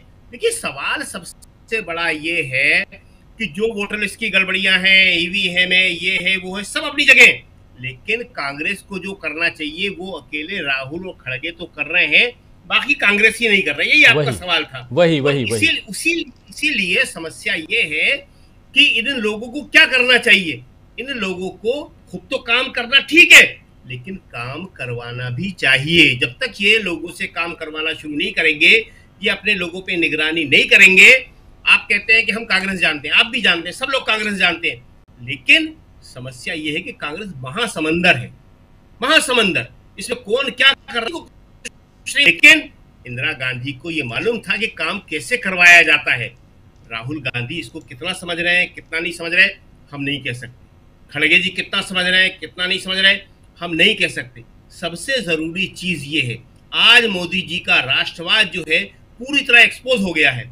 आज पवन खेड़ा ने बहुत अच्छी प्रेस कॉन्फ्रेंस करी, बहुत अच्छी बातें करी पवन खेड़ा ने, लेकिन सबसे बड़ी बात है कि इन बातों को लोगों तक आपको पहुंचाना पड़ेगा। अभी जो प्रशांत जी कह रहे थे मीडिया की बात, आपको मालूम है कि हम 2 दिन से लगातार इसी विषय पे लिख रहे हैं, बहुत ज्यादा लिख रहे हैं, बहुत हमारे पास फोन आ रहे हैं। क्यों लिख रहे हैं हम? कांग्रेस का नाम लेके लिखा हमने, विपक्षी दलों का नाम लेके लिखा हमने कि आप क्या कर रहे हैं इस मुद्दे पर। 2 दिन से ये सारा मामला गर्म है यूट्यूब चैनलों का। सबको मालूम है कि यूट्यूब चैनलों को कितना परेशान किया जा रहा है। क्यों किया जा रहा है? इन मीडिया ने, गोदी मीडिया ने बीजेपी को, मोदी जी को 400 पार करा दिया था, लेकिन जनता तक बात किसकी पहुंची? यूट्यूब चैनलों की। जनता ने बात किसकी सुनी? यूट्यूब चैनलों की। 240 पे मोदी जी रुक गए। कांग्रेस को समझना चाहिए ये बात। ये तो कितनी बार हम कह चुके, हर बार कहते हैं, और हम तो इस मामले में, यहाँ पे आप भी कई बार नाराज हो जाते हैं, कांग्रेस वाले भी नाराज हो जाते हैं, और हम इसकी ज्यादा वो नहीं करते, पर वो आपको मालूम है, क्योंकि हमें जो ठीक लगता है वो हम शुरू से कहते आए हैं। हमारी एंकर नाराज नहीं होता है, एंकर नाराज नहीं होता है जी। तो एंकर टोका टाकी करता है, जरूर इतना हक एंकर को है कि टोका टाकी करे, लेकिन एंकर नाराज नहीं है। एंकर को नाराज होने का बिल्कुल हक नहीं है। अगर मैं नाराज होता हूं तो इसका मतलब है कि मैं सही एंकर नहीं हूं। वो टोका टाकी भी आप ही कर पाते हो, नहीं तो जो बहुत सारे स्वनाम धन्य बड़े बड़े एंकर बनते हैं, जरा कभी उनसे आप पूछिएगा, वो स्वनाम आज के सबसे टॉप एंकर जो है। खैर, वो इस बारे में हम यहाँ ज्यादा बात नहीं करेंगे, अच्छा नहीं लगता है सारी बातें करना। तो ये जो है कांग्रेस की जो हमने बात बताई है, राहुल को और खड़गे को अपनी मेहनत के साथ साथ इन लोगों से काम करवाना भी पड़ेगा जी। जी बिल्कुल बिल्कुल सही आप कह रहे हैं, काम करवाना होगा। और सबसे बड़ी ये सवाल इसलिए यहाँ पे लाया था क्योंकि भारत जोड़ो यात्रा 2 पार्ट में करने के बाद आज कांग्रेस के नेताओं में एक जो जोश राहुल गांधी ने उस समय भर दिया था उसको अभी तक कंटिन्यू करना चाहिए था। उसका फायदा सबसे बड़ी चीज़ है कि 2024 के चुनाव में, लोकसभा चुनाव में उसका फायदा मिला था और इसीलिए अब इसको कंटिन्यू करना चाहिए था। और राहुल गांधी अगर निकलते हैं तभी वो निकलते हैं, तभी काम होता है, तभी सड़कों पर आते हैं। या राहुल गांधी आप देखिए 24/7 वो लगे रहते हैं, कोई ना कोई वीडियो आप 7 दिन 10 दिन 15 दिन में उनका एक देख लेते हैं और वो किनसे मिले, क्या किए, ये सारा काम डॉक्यूमेंटेशन उनका चल रहा है और जनता के बीच पहुंचा रहे हैं। उसी में से एक वीडियो ये है जो अभी आप देख रहे हैं, उसके एक छोटे से हिस्से को दिखाऊंगा। लेकिन राहुल गांधी ने जो, प्रशांत जी और आपने, शकील जी आपने कहा, आऊँगा अभी, प्रफुल्ल जी बहुत देर से माफ़ी चाहूँगा इंतज़ार करवाया, लेकिन राहुल गांधी ने जो बात कही है वो बहुत इंपॉर्टेंट है। और उसमें भी आज सीधे शब्दों में नॉट फाउंड सुटेबल जो वर्ड को, NFS, इस चीज़ को जो इन्होंने जोड़ा है और ये अब नया मनुवाद बन गया है जो उन्होंने लिखा है, ये बहुत इंपॉर्टेंट है। NFS यानी नॉट फाउंड सुटेबल, ये कह के आप लोगों को और खासकर उन लोगों को जिनके हक की बात, सामाजिक न्याय की बात राहुल गांधी लगातार कर रहे हैं और वहां झुकना पड़ा है मोदी सरकार को, इसलिए जाति आधारित जनगणना की बात आई है सामने, इसलिए जाति जनगणना की बात को आगे बढ़ा रहे हैं। ये करवाएंगे नहीं करवाएंगे अलग है, लेकिन NFS को एक्सपोज किया है राहुल गांधी ने DU में जाकर। जरा प्रफुल्ल जी आपके पास आऊँगा, आपसे पहले जरा एक छोटा सा पार्ट, यहाँ जो चर्चा चल रही है राहुल गांधी और स्टूडेंट्स के बीच में, ये जरा सुन लेते, छोटा सा हिस्सा, फिर आपके पास आता हूँ। What would you like to discuss? केवल 2% कॉलेजेस हैं जिनके अंदर HOD या principal SC ST OBC communities हैं, नहीं तो जितने बाकी इंटरव्यूज होते हैं एक कैटेगरी बना रखी है इन्होंने दिल्ली यूनिवर्सिटी में कि नॉट फाउंड सुटेबल। उसके अंदर कोई गाइडलाइंस नहीं है कि वो सुटेबल कैंडिडेट क्यों नहीं था उस पोस्ट के लिए, उसको आउट कर दिया जाता है। मान लो आप कितना भी कैपेबल क्यों ना हो, आपको इसी कैटेगरी में रखा जाएगा। आप सब SC ST OBC कम्युनिटी के हो। अभी भी सर इंटरव्यू बहुत फेयर नहीं है। मेरा JRF अभी 1-2 महीने में लैप्स होने जा रहा है, अभी भी मेरे को एडमिशन नहीं मिल रहा है। देखिए, मैं भी इसी सिस्टम से निकला हूँ, मैं भी मतलब इंडियन एजुकेशन सिस्टम से निकला हूँ। आपको क्या लगता है कि इंडियन एजुकेशन सिस्टम में जो दलितों की हिस्ट्री है, आदिवासियों की हिस्ट्री है, बैकवर्ड OBCs की हिस्ट्री है, क्या वो पढ़ाई जाती है? नहीं सर। कभी आपने उसको मतलब कहीं देखा है?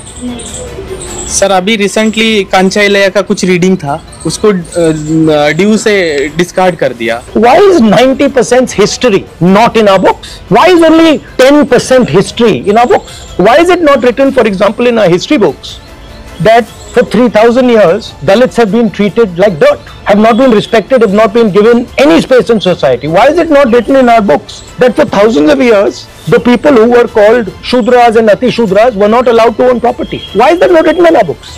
Now I can understand if there is a community that is 5% of the country and they do not have access to corporate India, they do not have access to, अगर आपने कहा कि हाँ भैया इंडिया में ये छोटी सी कम्युनिटी है, इसको एक्सेस नहीं मिलेगा, मैं समझ सकता हूँ, but 90% को एक्सेस नहीं है। What is going on? So this what you are seeing here is the tip of the iceberg. There's nothing. Shocking बात ये है कि मतलब इंटरेस्ट नहीं है लोगों को इसमें। नहीं सर, कास्ट सेंसस बहुत यूजफुल रहने वाला है। ये एक बिल्कुल रियल पॉपुलेशन साइज बताएगा कास्ट सेंसस। दूसरी बात, जब हमें रियल पॉपुलेशन साइज के बारे में पता लगेगा तो हम एक फेयर रिजर्वेशन पॉलिसी बना सकेंगे, हमें सोशियो इकोनॉमिक कंडीशन के बारे में पता लगेगा। सुनिए, इन पॉलिटिकल सिस्टम मनी कहाँ से आता है? Corporate India. वो आपका है? नहीं। आपको मिलेगा? नहीं। दूसरा है कॉन्ट्रैक्ट्स, ये जो इंफ्रास्ट्रक्चर बनता है। तेलंगाना में हमने चेक किया, सारे के सारे कॉन्ट्रैक्ट्स की लिस्ट निकाली और हमने देखा भैया ये कॉन्ट्रैक्ट्स किसको जाते हैं। एक भी कॉन्ट्रैक्ट दलितों को, आदिवासियों को, पिछड़ों को नहीं जाता। कैसे पॉलिटिक्स करोगे आप? हम लोग पॉलिटिक्स कर भी नहीं रहे हैं, हम लोग पॉलिटिक्स में यूज हो रहे हैं, वो दूसरी बात है। तो what is the danger of caste census? Danger of caste census, देश को पता लग जाएगा कि भैया कॉर्पोरेट इंडिया में कोई नहीं है। In our country, whenever someone actually tries to voice their opinion, they are suppressed. Freedom of speech आज की डेट में आप देखो सर, comedians जेल में है and the actual criminals they are being acquitted. जब सर एडमिनिस्ट्रेशन या system ऐसे सिटीजन्स को फेल कर रहा है, how exactly can the citizens participate in the democracy? From where should we get the? You are fighting for participation. You are not fighting for power. Please understand. You are fighting for participation. You are not fighting for control of the university. You are fighting for entry into the university, right? You are saying the university is a legitimate body. We agree with its legitimacy. तो सुन रहे थे आप यहाँ पे बहुत ही शानदार conversation, और राहुल गांधी एक एक सवाल का जवाब देते हुए, कुछ बातें अपनी रखते हुए, और ये दिल्ली यूनिवर्सिटी में जब राहुल गांधी यहाँ से निकले थे तो फिर एबीवीपी के छात्रों ने राहुल गांधी मुर्दाबाद के नारे लगाए थे, आप याद कीजिए। और उसके बाद प्रशासन ने, दिल्ली यूनिवर्सिटी प्रशासन ने कहा था कि आप यहाँ क्यों आ गए, और नोटिस जारी किया था। खैर, लेकिन राहुल गांधी गए, अपनी बात उन्होंने रखी, और जाति जनगणना, सामाजिक न्याय और नॉट फॉर सुटेबल की जो बात है वो यहाँ पर बहुत खुल के हुई है, और यही शायद परेशानी का सबब है। लेकिन इन सब के बीच प्रधानमंत्री नरेंद्र मोदी अपने हिसाब से, अपनी रणनीति, अपनी गतिविधियों को आगे बढ़ाते हुए, उनको एक मुद्दा मिल गया। चुनाव से पहले मुद्दा कुछ भी नहीं था। बिहार जाते चुनाव करने के लिए तो क्या लेके जाते? क्या यही माना जाए प्रफुल्ल जी कि अब ऑपरेशन सिंदूर, और उत्तर प्रदेश सरकार ने कहा है कि जिन लड़कियों की शादी होगी उनको सिंदूर का जो जिसमें सिंदूर रखते हैं वो गिफ्ट करेगी उत्तर प्रदेश सरकार। चलिए, मतलब सिंदूर को कहाँ कहाँ पहुँचाने की पहुँचा रहे हैं। हालांकि शायद रीति नीति के हिसाब से अगर लड़की की शादी होती है तो लड़के के यहाँ से वो आता है, सिंदूर का की डिबिया आती है, वो सब है, वो हमारी रीति नीति है। लेकिन यहाँ उत्तर प्रदेश सरकार देगी उसके लिए, यानी घर घर में सिंदूर को लेके घुसना है और उसका फ़ायदा लेना है। आप 26 लोगों की मौत का भी फ़ायदा लेने की कोशिश कर रहे हो, इनडायरेक्ट रूप से देखा जाए तो यही माना जाए। और इसमें अब एक मुद्दा मिल गया है बिहार जाने से पहले, ये देख रहे हैं आप प्रफुल्ल जी? जी सर, इन मुद्दों पर आता हूँ। शकील सर ने और प्रशांत सर ने बहुत महत्वपूर्ण बातें कही। देखिए, मैं दो संदर्भों से बात करता हूँ। आज नेहरू जी की पुण्यतिथि है, आपने चर्चा की है। अभी ये नेहरू जी से ही लड़ रहे हैं, और अभी भी ये पीओके के दोषी कौन है, तो नेहरू जी दोषी हैं। किस काम के लिए, इसकी जवाबदेही किसकी है? नेहरू जी की है। अगर वहाँ पर इंडस वाटर टीटी में अगर सफाई का माइन्यूटली देखा और सफाई के बारे में कोई बात है तो इसके लिए कौन दोषी है? तो नेहरू जी दोषी हैं। पूरे इतिहास में कौन सबसे निर्दोष है? तो सरदार वल्लभ भाई पटेल निर्दोष हैं, बाकी सभी निर्दोष हैं। उसके बाद इनके पीछे तो जवाहरलाल नेहरू जी खड़े रहते हैं, हमारे पहले प्रधानमंत्री, बच्चों के चाचा, और आज सामने में राहुल गांधी हैं। तो ये इधर से जाते हैं उधर लड़ते हैं, उधर से जाते हैं इधर लड़ते हैं। देखिए, कांग्रेस हमेशा दो स्तर पर काम करती रही है। एक, हमेशा भारत की राजनीति में एक पर्सनैलिटी कल्ट हमेशा रहा है। और जब आप देखिए कि जब महात्मा गांधी थे तो महात्मा गांधी की सक्रियता को ही कांग्रेस की सक्रियता के रूप में गिना जाता था, और यह स्वाभाविक था। बाकी सभी लोग सक्रिय थे, अपने अपने ढंग से सक्रिय थे, और उसको बहुत मैन्युटली देखा जाता था। दो तीन ऐसे नेता जरूर थे, जैसे जवाहरलाल नेहरू जी थे, सरदार वल्लभ भाई पटेल थे, ऐसे दो चार नेता जरूर थे जिनकी सक्रियता को भी सक्रियता को परिगणित किया जाता था। लेकिन पूरी जनता एक आदमी की आवाज सुनती थी, और उस एक आदमी की आवाज का चलन भारत में है। और उधर भारतीय जनता पार्टी में, या कह लीजिए कि जो दक्षिणपंथी ताकत है, उसमें वो एक आवाज नरेंद्र मोदी बनकर उभरे हैं, और दूसरी आवाज इधर से राहुल गांधी है। तो जाहिर है कि उनकी सक्रियता है। और जिस मिडिल कांग्रेस की बात वो कह रहे थे कि मिडिल वाले लोग काम नहीं करते हैं, शकील साहब की शिकायत बिल्कुल जेन्युइन है। लेकिन एक बात हमेशा ध्यान रखने की जरूरत है कि अधिकांश राज्य सरकारों में भी कांग्रेस का कोई दखल नहीं है, और अधिकांश केंद्र सरकार में तो नहीं ही है। जो अफसरान हैं उनका रवैया देख ही रहे हैं, जो संस्थाएं हैं उनका भी रवैया देख रहे हैं। तो ये मिडिल जो लीडरशिप होता है, उसी को लोगों के काम करवाने होते हैं, और लोगों के काम किसी अफसर, किसी मंत्री आदि के माध्यम से ही होते हैं। तो इनको वहां पर बना के रखना पड़ता है। दूसरी बात यह है कि अभी जो मीडिया का है, मीडिया की हालत ऐसी हो गई है कि भारत में कोई मीडिया है भी एक मानना बड़ा मुश्किल होगा। जब इतिहास का दौर लिखा जाएगा, कभी अगर लिखा गया ठीक से, तो यही लिखा जाएगा कि इस समय में जो मीडिया थी वो मीडिया थी ही नहीं, बल्कि नकली चीजों का दौर था। नरेंद्र मोदी जी क्यों नहीं पीड़ितों के पास जाते हैं? सतपाल मलिक के इंटरव्यू को अगर साक्ष्य माने तो सतपाल मलिक को उन्होंने कहा था कि इतने सारे किसान मर गए। जब उन्होंने ये बात उठाई थी तो उन्होंने ये कहा था, ये क्या मेरे लिए मरे हैं? जिस देश का प्रधानमंत्री इतना निर्मम हो, जो इस तरह की बात व्यक्तिगत बातचीत में भी कहे उस देश के भविष्य के बारे में क्या कहा जा सकता है।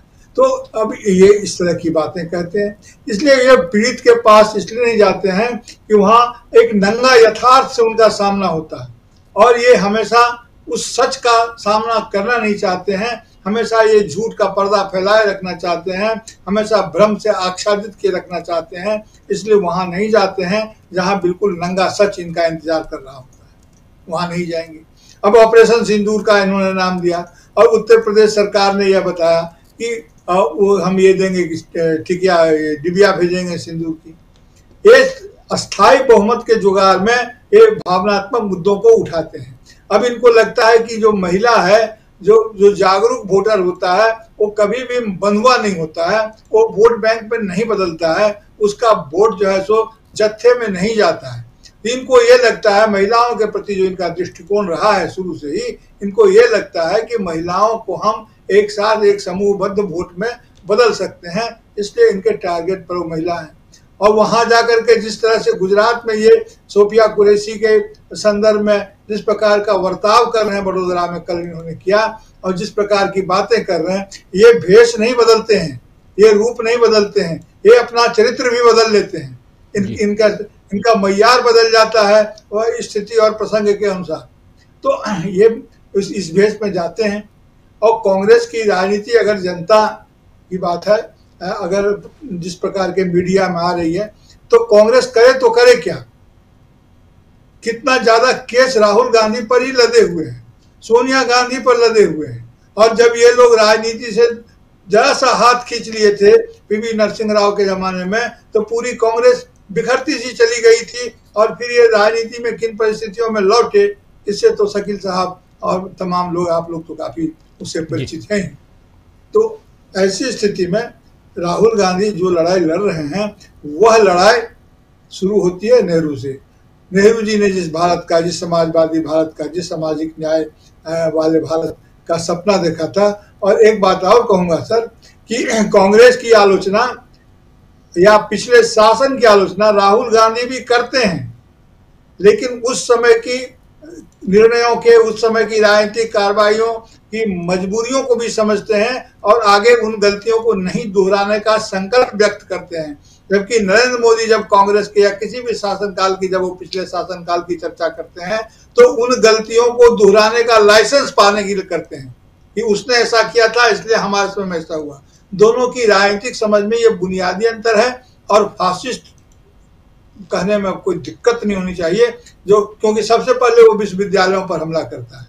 जिस नोट फाउंड सुटेबल की बात कर रहे हैं, जो राजनीति में नोटा की तरह का है, ये नोट फाउंड सुटेबल जो सामाजिक न्याय के जो एस्पिरेंट्स हैं, उनके जो आकांक्षी हैं, उनकी दुनिया में यह शब्द गोले की तरह चल रहा है। पिछले कम से कम 4-5 साल से उनकी जुबान पर यह शब्द चढ़ा हुआ है। तो इस शब्द को राहुल गांधी ने अगर आवाज दी है, इसको मजबूती प्रदान की है, तो इसका असर होगा, देश में असर होगा। जब जनता तय कर लेती है तो सारे मैकेनिज्म धरे के धरे रह जाते हैं। अभी आप चर्चा कर रहे थे एक्सपोर्ट इंपोर्ट की बात, चाइना से सामान लाने की बात, ठीक ही कह रहे थे कि ये नस्लवादी अप्रोच है, ये छोटी आंख और बड़ी आंख वाला। और आप तो लाइसेंस दे के रखे हैं, लोग जानते हैं बेहतर, क्योंकि जो पहले का ट्रीटी है उस ट्रीटी के हिसाब से आप इंपोर्ट, अरे आप टैरिफ बढ़ा दें, आप दाम संतुलित हो जाएगा अगर आप टैरिफ बैलेंसिंग करते हैं तो। लेकिन सरकार करेगी कुछ नहीं, अपने व्यापारियों का लाभ बढ़ाने के लिए उन सामानों पर यह इतना जोर देती है और कुछ नहीं है। और किससे शपथ दिलवा रहे हैं, इनकी राजनीति का भेद खुल चुका है। गलती ही नहीं की, जैसा कि आपने कैप्शन लगाया, भारतीय जनता पार्टी और नरेंद्र मोदी जी ने बहुत बड़ी बड़ी गलतियां कर दी है और उसका उनका खामियाजा उनको उठाना पड़ेगा। जी सर। जी बिल्कुल बिल्कुल। जरा अमलेंदु जी क्या कहेंगे आप? नरेंद्र मोदी बनाम अगर विपक्ष में भी कांग्रेस पार्टी, आज का जो आज दिन भर के घटनाक्रम, उसमें भी नरेंद्र मोदी का भाषण, और उस भाषण में वह उसके कई सारे हिस्से, कई सारे अंश सुना चुका हूं, आप देख चुके हैं। और उधर पवन खेड़ा अपनी बात रखते हुए, और आज ही ये वीडियो राहुल गांधी ने जारी किया, क्या कहेंगे? देखिए राजीव जी, एक तो राहुल गांधी ने आज वीडियो जारी किया है, काफी महत्वपूर्ण है। हालांकि इसके कुछ अंश जो थे वो पहले ही वो जारी कर चुके थे जिस दिन गए थे मिलने के लिए। और आपने जिक्र भी किया कि वहाँ विद्यार्थी परिषद के छात्रों ने मुर्दाबाद के नारे लगाए राहुल गांधी के। लेकिन जिस समय वो राहुल गांधी मुर्दाबाद के नारे लगा रहा था विद्यार्थी परिषद, उस समय राहुल गांधी बात कर रहे थे नॉट फॉर सुटेबल की। तो आप समझ सकते हैं राजीव जी की आरएसएस जो संघ परिवार है उसका मुद्दा क्या है और राहुल गांधी का मुद्दा क्या है। राहुल गांधी बात कर रहे हैं कि भाई नॉट फॉर सुटेबल जो है नॉट फाउंड सुटेबल क्यों कर दिया जाता है, और राहुल गांधी इस मुद्दे की बात कर रहे हैं तो उस मुद्दे को उठाने वाले के लिए विद्यार्थी परिषद नारे लगा रहा है मुर्दाबाद के नारे। तो ये साफ तौर पर समझा सकता है कि राहुल गांधी जो चोट कर रहे हैं वो असल में संघ परिवार की जो वैचारिकी है उसके ऊपर वो चोट हो रही है। तो इसलिए राहुल गांधी से दुश्मनी संघ परिवार को होना लाजमी है राजीव जी। दूसरा राजीव जी ये कि आज प्रधानमंत्री नरेंद्र मोदी ने जो बातें कही थी और भी उससे नीचे स्तर पर गिरे। दिन में मैंने खरी में कहा था कि प्रधानमंत्री की हमेशा जो है टक्कर खुद से ही होती है कि पिछली बार जितना नीचे गिरे थे उससे और कितना नीचे जा सकते हैं। तो हर बार वो प्रयास करते हैं कि पिछली बार जितना नीचे गिरे थे उससे और आज नीचे गिर जाए। तो आज प्रधानमंत्री उससे और ज्यादा नीचे गिरे। अब प्रधानमंत्री ने बताया कि उस 60 साल से जो था वो टैंक साफ नहीं हुआ, बांध साफ नहीं हुआ, और हमने थोड़ी सी झाड़ झंकार हटाई तो वहां बाढ़ आ गई। यानी राजीव जी कांग्रेस की बुराई करते करते प्रधानमंत्री ने सबसे बड़ा हमला जो था उन पूर्व प्रधानमंत्री अटल बिहारी वाजपेयी के ऊपर कर दिया। जो क्या थी वो सदाए सरहद थी, क्या कौन सी सरहद थी, वो बस लेकर लाहौर गए थे, उनके ऊपर कर दिया सबसे बड़ा हमला। भाई इन 60 सालों में तो प्रधानमंत्री जो थे अटल बिहारी वाजपेयी भी 6 साल तक रहे थे। अच्छा छोड़ दीजिए सारी बातें, 11 साल का अपना शासनकाल खुद ले लिया। भाई 60 साल में से 11 साल आप थे, 6 साल अटल बिहारी वाजपेयी थे, तो 11 साल आपने टैंक सफाई क्यों नहीं की? आज ही आपने सफाई क्यों करी अगर आपकी सारी बातें मान ली जाए? यानी प्रधानमंत्री को ये भी नहीं रहता ध्यान कि आप प्रहार कर रहे हैं तो कहां तक आप प्रहार कर रहे हैं, उसकी जद में कौन कौन आ रहा है। दूसरा राजीव जी प्रधानमंत्री के भाषण में ना पहलगाम था ना पुंछ था, नहीं होना चाहिए प्रधानमंत्री की बात। क्यों प्रधानमंत्री जो कोई छोटी बातें करे, प्रधानमंत्री लंबी बातें करते हैं तो लंबी बातें कर रहे थे, बता रहे थे सिंदूर सारी बातें कर रहे थे, बहुत अच्छी बात है। लेकिन आज राजीव जी उमर अब्दुल्ला ने अपनी कैबिनेट की बैठक जो है वो पहलगाम में की। प्रधानमंत्री जिस समय गुजरात में थे, जम्मू कश्मीर का मुख्यमंत्री उस समय पहलगाम में था अपनी पूरी कैबिनेट के साथ। प्रधानमंत्री ऑपरेशन सिंदूर को वोटों में तब्दील कर रहे थे और जम्मू कश्मीर का मुख्यमंत्री जमीन पर उतरकर पूरी दुनिया को संदेश दे रहा था कि पहलगाम में क्या स्थिति है, अवाम किस तरीके से शांत बैठा हुआ है और अवाम किस तरीके से सुख चैन में है और किस तरीके से उसको प्रमोट किया जाना चाहिए। जो काम कर रहे हैं उमर अब्दुल्ला, वो काम असल में प्रधानमंत्री नरेंद्र मोदी को करना चाहिए था और आज नहीं करना चाहिए था। 22 अप्रैल के बाद जब पहुंचे थे प्रधानमंत्री दिल्ली, उसके बाद बिहार गए थे, तो बिहार जाने से पहले ये काम प्रधानमंत्री को करना चाहिए था। राजीव जी आप भी कश्मीर गए, प्रशांत जी भी कश्मीर गए, तो किस लिए गए थे? तो घूमने थोड़ी गए थे। बाढ़ आई हुई थी, रामबन में रास्ते कटे हुए थे, उस समय आप लोग गए तो यही करने के लिए गए थे कि कश्मीर की जो स्थिति है, कश्मीर का आवाम क्या सोच रहा है और पर्यटक वहां जाएं, यही तो आपका उद्देश्य था। वहीं से आपने ये संदेश भी दिए। व्यूज कम मिले ज्यादा मिले इसके लिए थोड़ी आप गए थे कि साहब आप जाएंगे कश्मीर तो आपको व्यूज मिल जाएंगे। इसलिए गए थे कि भारत की बात सारी दुनिया तक पहुंचे और कश्मीर के आवाम के साथ भी खड़ा हुआ जाए जो उसको ज्यादा तकलीफ हुई है, इसलिए गए थे। तो जो काम प्रधानमंत्री को करना चाहिए था वो प्रधानमंत्री अपना काम नहीं कर रहे हैं और प्रधानमंत्री के मुंह से ना पहलगाम निकल रहा है ना पुंछ निकल रहा है। और आज शाम में ही राजीव जी उमर अब्दुल्ला ने साइकिल भी चलाई है पहलगाम, ये संदेश देने के लिए कि पहलगाम में किस तरीके से पर्यटन होना चाहिए। तो प्रधानमंत्री राजीव जी जो कर रहे हैं वो निश्चित तौर पर जो कर रहे हैं वो सिर्फ चुनाव के मद्देनजर कर रहे हैं और बार बार सेना को अपमानित करते हैं। आप कांग्रेस को अपमानित करें, बिल्कुल आपका हक है, आप कांग्रेस को अपमानित कीजिए, लेकिन कांग्रेस को अपमानित करने के साथ साथ आप देश को तो कम से कम अपमानित मत कीजिए। प्रधानमंत्री कांग्रेस को अपमानित करने के चक्कर में भूल जाते हैं कि प्रधानमंत्री देश को अपमानित कर रहे हैं, देश की सेना को अपमानित करते हैं, देश के नौजवानों को अपमानित करते हैं और महिलाओं को भी अपमानित कर रहे हैं राजीव जी प्रधानमंत्री। जी प्रशांत जी, बहुत सारी बातें हम लोग पिछले सवा घंटे से कर रहे हैं, बहुत इंपॉर्टेंट बातें, आज चर्चा बहुत अच्छी हो रही है। ज़रा आपसे समझना चाहता हूँ आखिर स्ट्रेटजी यहाँ से, ये देखिए साइकिल चला रहे हैं उमर अब्दुल्ला और जम्मू कश्मीर के मुख्यमंत्री, और पहलगाम में अभी हम लोग आए थे, पहलगाम से घूम के आप भी आए हैं और यहीं पे ये घटना घटी थी। बिल्कुल पहलगाम जो सेंटर है वहाँ से 7 किलोमीटर ऊपर बैसरन घाटी में, और प्रधानमंत्री जैसे मणिपुर का म नहीं बोले वैसे पहलगाम का प नहीं बोलते हैं। अब प्रशांत जी देखिए राजीव जी, प्रधानमंत्री को थोड़े समय के लिए छोड़ देते हैं जी, उनको रैलियां करने देते हैं, देश के भविष्य की बात करते हैं। क्योंकि इस वक्त देश ऐसी स्थिति में खड़ा है जब भारत की ऐतिहासिक रूप से 78 साल के आज़ाद भारत में इतनी विफल विदेश नीति कभी नहीं थी, इतनी लचर आंतरिक सुरक्षा कभी नहीं थी कि देश में 200 किलोमीटर दूर चल के आतंकवादी आए, 26 लोगों को मारे और मार के कोल्ड ब्लडेड मर्डर पूछ के मारें और निकल जाएं और पकड़े नहीं जाएं। ऐसी स्थिति कभी नहीं थी। मुंबई में 26/11 में हमला हुआ था, 9 लोग गिरफ्तार हुए थे, 9 लोग मारे गए थे, 1 गिरफ्तार हुआ था और उसको भी फांसी हुई थी मुकदमा चला के कसाब को। पाकिस्तान के खिलाफ सबूत दिए गए थे, पाकिस्तान ने माना था कि उनका नागरिक है, पाकिस्तान ने आतंकवादियों के सरगनाओं को गिरफ्तार किया था, हाफिज सईद गिरफ्तार हुआ था, वहां ताला लग गया था जमात उद दावा के दफ्तर में। ये भारत की डिप्लोमेसी थी। आज भारत की डिप्लोमेसी है ही नहीं कुछ। आप सोचिए, शशि थरूर गए हुए हैं वहां पे अमेरिका, अब तो चले गए होंगे आगे, किसके साथ बात कर रहे हैं? अपने देश के लोगों के साथ, एनआरआईज के साथ बात करके आ गए। वहां पे कोई अमेरिका का संसद सदस्य नहीं था, ट्रंप प्रशासन का कोई नहीं था वहां पे उनकी बैठकों में। वाणिज्य दूतावास में बैठक करके डिप्लोमेसी करके वो आगे निकल गए। क्यों निकल गए? क्योंकि कोई मिलना नहीं चाहता। यही शशि थरूर अगर कांग्रेस पार्टी या यूपीए सरकार के नुमाइंदे होके जाते तो इनसे तमाम लोग मिलते। ये स्थिति है दुनिया में। सलमान खुर्शीद पूर्व प्रधानमंत्रियों से मिल रहे हैं, मौजूदा लोगों से नहीं मिल पाए वो। और कोई भी, जितने 60 एमपी गए हुए हैं, कोई भी अपने भारत के पक्ष में एक बयान वहां की सरकारों से दिलाने में कामयाब नहीं हुआ। क्यों कामयाब नहीं हुआ? क्यों भारत इतना अलग थलग पड़ गया?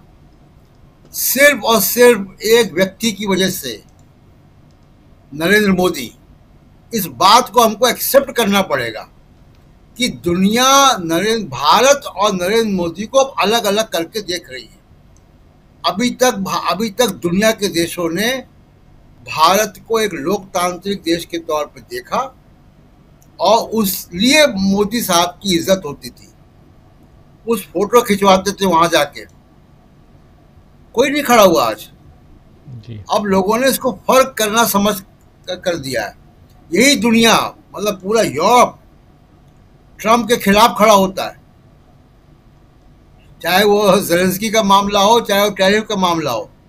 लेकिन ट्रंप जब भारत के खिलाफ बोलता है तो कोई साथ में नहीं आता। अब लोगों ने, नरेंद्र मोदी को पूरी दुनिया के लोगों ने, राजनेताओं ने पहचान लिया है। वो उतना ही इंगेज करते हैं जितना कि आवश्यक है। अब यहां से जरूरी बात क्या है कि देखिए, राहुल गांधी ने बहुत एक नए तरीके की राजनीति शुरू की है। उस नए तरीके की राजनीति में सबसे अहम रोल जो है वो मीडिया का होगा, सबसे महत्वपूर्ण। कल राजीव जी मीडिया ये बदल जाए या ठीक हो जाए तो सुप्रीम कोर्ट भी ठीक हो जाएगा, चुनाव आयोग भी ठीक हो जाएगा, सब कुछ ठीक हो जाएगा। इस बात को नरेंद्र मोदी जिसके नुमाइंदे हैं, जो जातिवादी वर्ग है, जो सब जगह जो है बैठा हुआ है और जो मोदी जी के साथ अपने स्वार्थ के लिए है, वो कॉर्पोरेट में भी है, वो सुप्रीम कोर्ट में भी है, वो ब्यूरोक्रेसी में भी है, मीडिया में है, उसने अपना मीडिया मोदी जी के लिए लगाया हुआ है। वो मीडिया कांग्रेस के लिए नहीं है, वो अखिलेश यादव के लिए नहीं है। कांग्रेस की सरकारें हैं, विपक्ष की सरकारें हैं तमिलनाडु में, कर्नाटक में, हिमाचल में, विज्ञापन दे के देख लें। देते ही है विज्ञापन। तो क्या विज्ञापन देने से ये मीडिया उनके साथ बोलने लगेगा? कभी नहीं बोलेगा। ये मीडिया वैचारिक रूप से अब मोदी जी के साथ है। वो जिन लोगों ने मोदी जी को बैठाया उन्होंने उस मीडिया को लगाया है मोदी जी को बरकरार रखने के लिए। उनकी विदेश नीति खत्म हो चुकी है, उनके पास आर्थिक विजन नहीं है कुछ भी।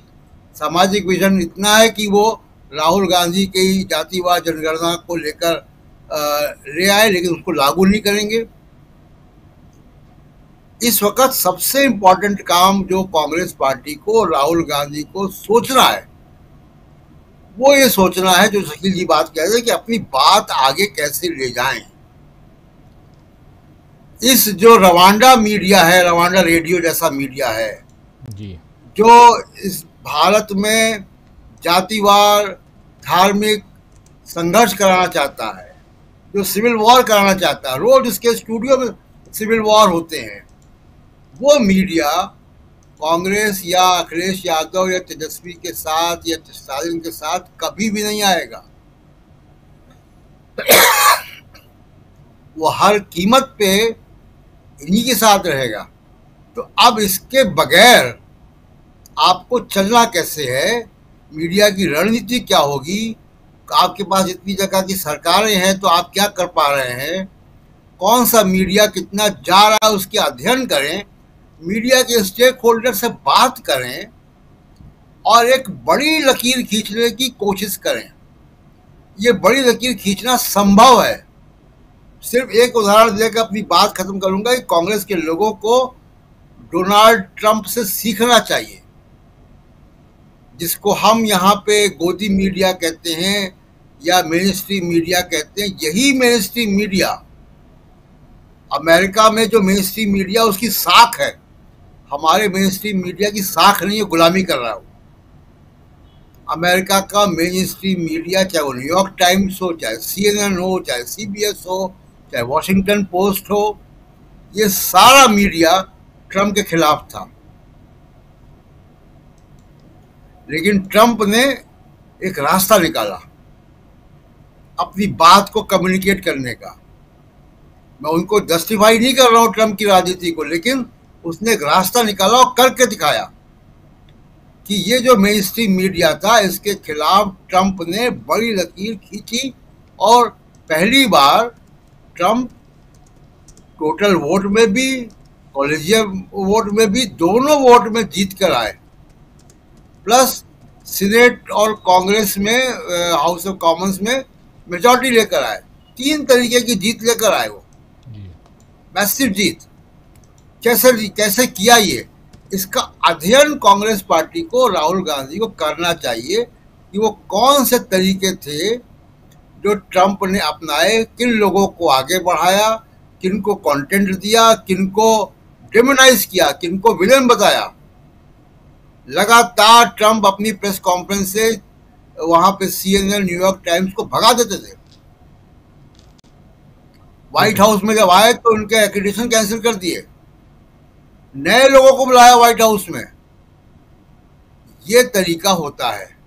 तो अगर कोई मीडिया का एक बड़ा हिस्सा देश का विरोधी हो गया है, समाज का विरोधी हो गया है, संविधान विरोधी हो गया है, लोकतंत्र विरोधी हो गया है, तो उस मीडिया में अगर आप जाके बैठ रहे हैं और उसका कोई तोड़ नहीं निकाल रहे हैं, तो ये भी आपकी जो है खराब रणनीति है, ये विफलता है।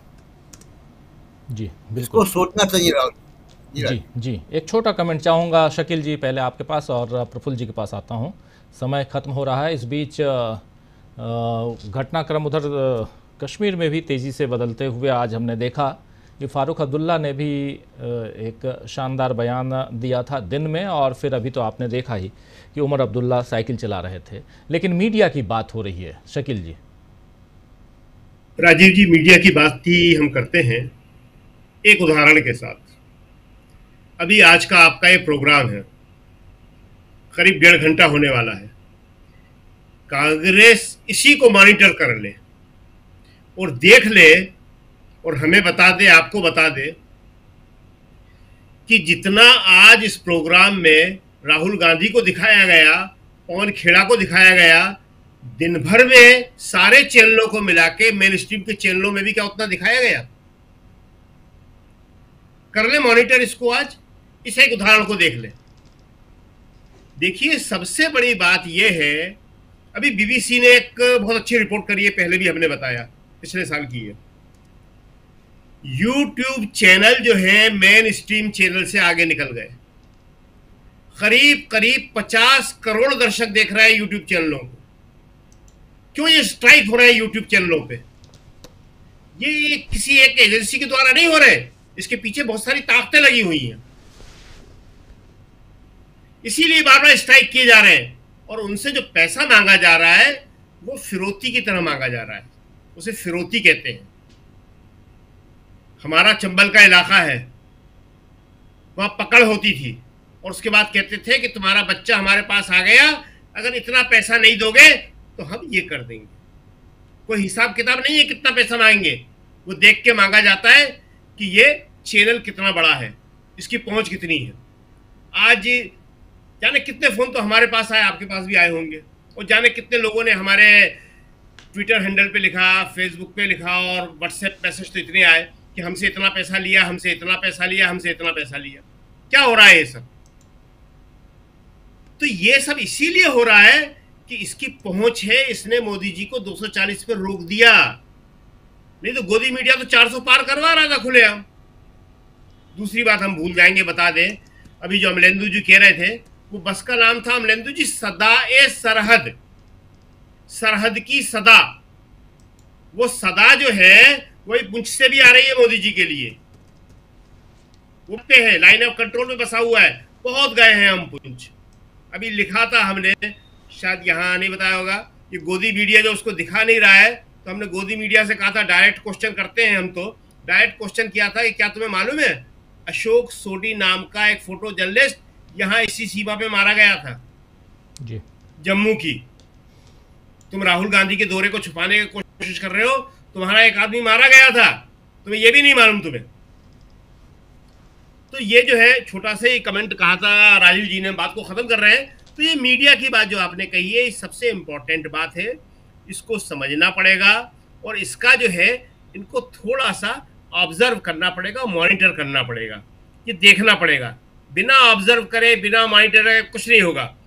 पवन खेड़ा शायद थोड़ा देखते हैं, कभी कभी बताते भी हैं, कुछ और लोग भी बताते हैं, यहाँ नाम नहीं लेंगे हम, कौन बताता है कौन नहीं बताता, उनको सब मालूम है। लेकिन जो हमने कहा कि ये काम जो है ऊपर के स्तर से होगा, ये राहुल गांधी और खड़गे के स्तर से होगा काम। राहुल गांधी और खड़गे जब तक इस बात को नहीं समझेंगे तब तक सारी चीजें बहुत मुश्किल है। अभी विज्ञापनों की बात हुई, प्रशांत जी ने कहा कि विज्ञापन दे के देख ले। अरे जितनी कांग्रेस की सरकारें खूब विज्ञापन दे रही हैं इनको, बहुत विज्ञापन दिए इनको, दे के नहीं देख ले, दे रही हैं।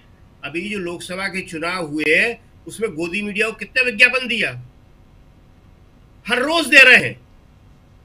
विज्ञापनों की कोई कमी नहीं है, पैसों की कोई कमी नहीं है, लेकिन किसको दे रहे हैं, वो पैसा जा कहां रहा है, सबसे बड़ी समस्या ये है।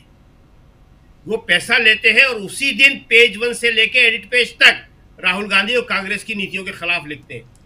और खिलाफ लिखे तर्कसम्मत ढंग से तो कोई प्रॉब्लम नहीं है, वो चरित्र हनन करते हैं, वो जो है निचले स्तर पर जाके लिखते हैं, दुश्मनों की तरह व्यवहार करते हैं। अभी जैसा एक उदाहरण हम दे रहे हैं, लगातार इस पे हम लिख रहे हैं निशिकांत दुबे के ऊपर। निशिकांत दुबे क्या कर रहे हैं, तो कांग्रेस क्या कर रही है? कांग्रेस के जो मेंबर गए हैं वहां से, अभी किसने, आपने याद दिलाया बड़ा अच्छा, अब तो भूल भी गए थे कि सलमान खुर्शीद भी गए हुए हैं। हम तो 3 ही आदमियों के नाम लिख रहे हैं, शशि थरूर, गुलाम नबी आजाद और मनीष तिवारी।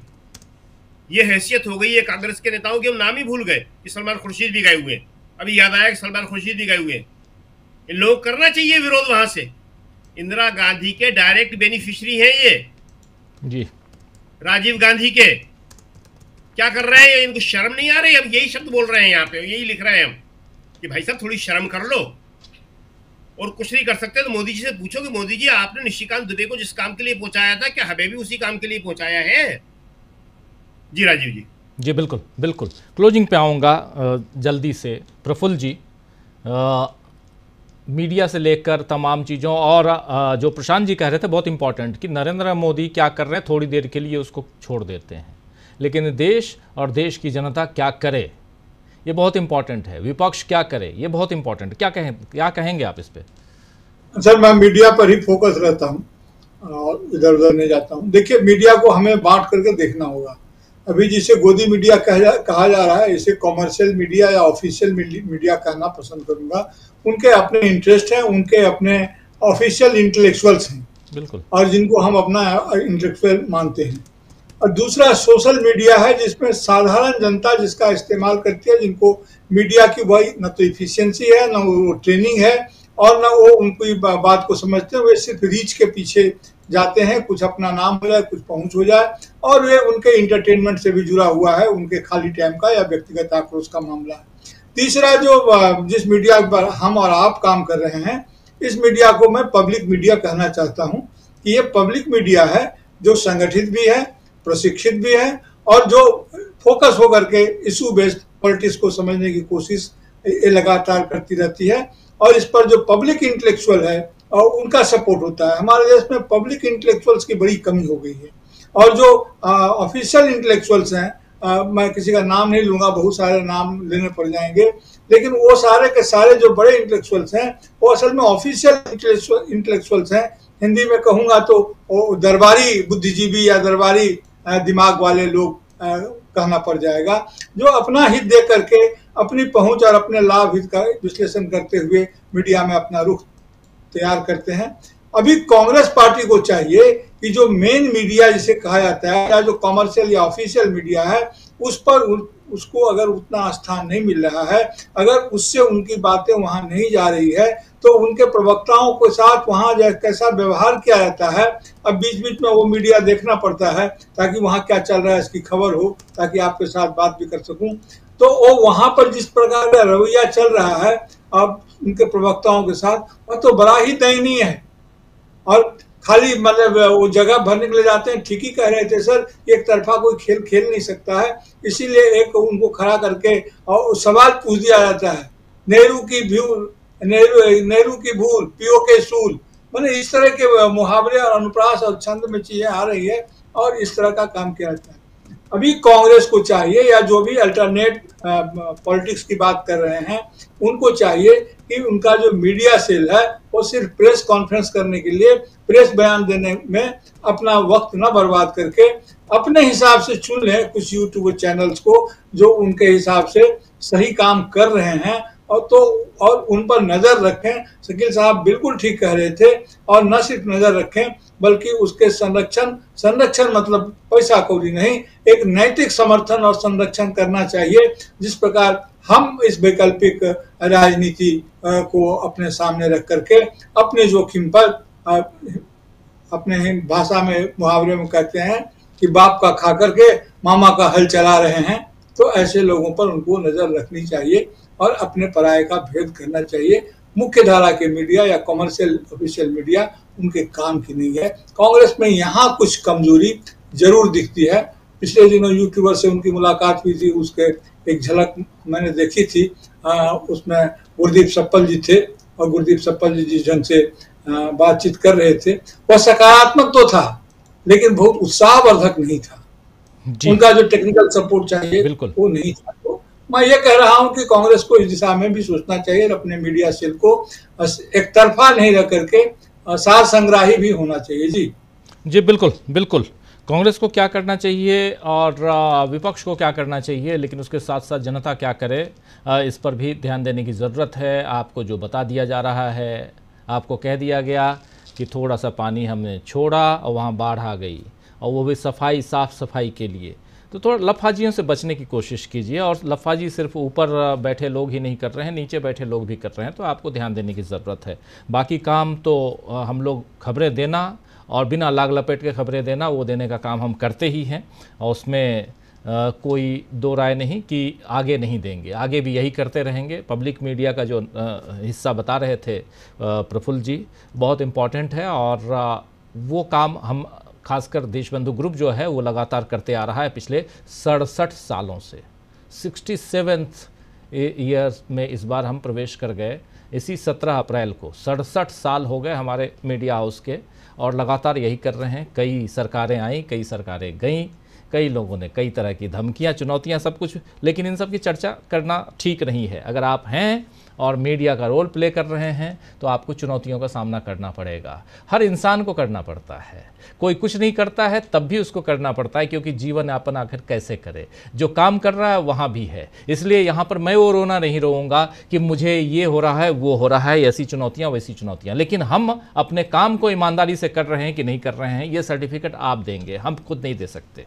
ये काम आपका है, और आप अगर हम कहीं गलतियाँ कर रहे हों तो ज़रूर कमेंट बॉक्स में लिखा कीजिए कि नहीं आप यहाँ गलत कर रहे हैं, उसको हम सुधारने की कोशिश करेंगे, क्योंकि जब पब्लिक की बात है तो पब्लिक की बात यहाँ होनी चाहिए।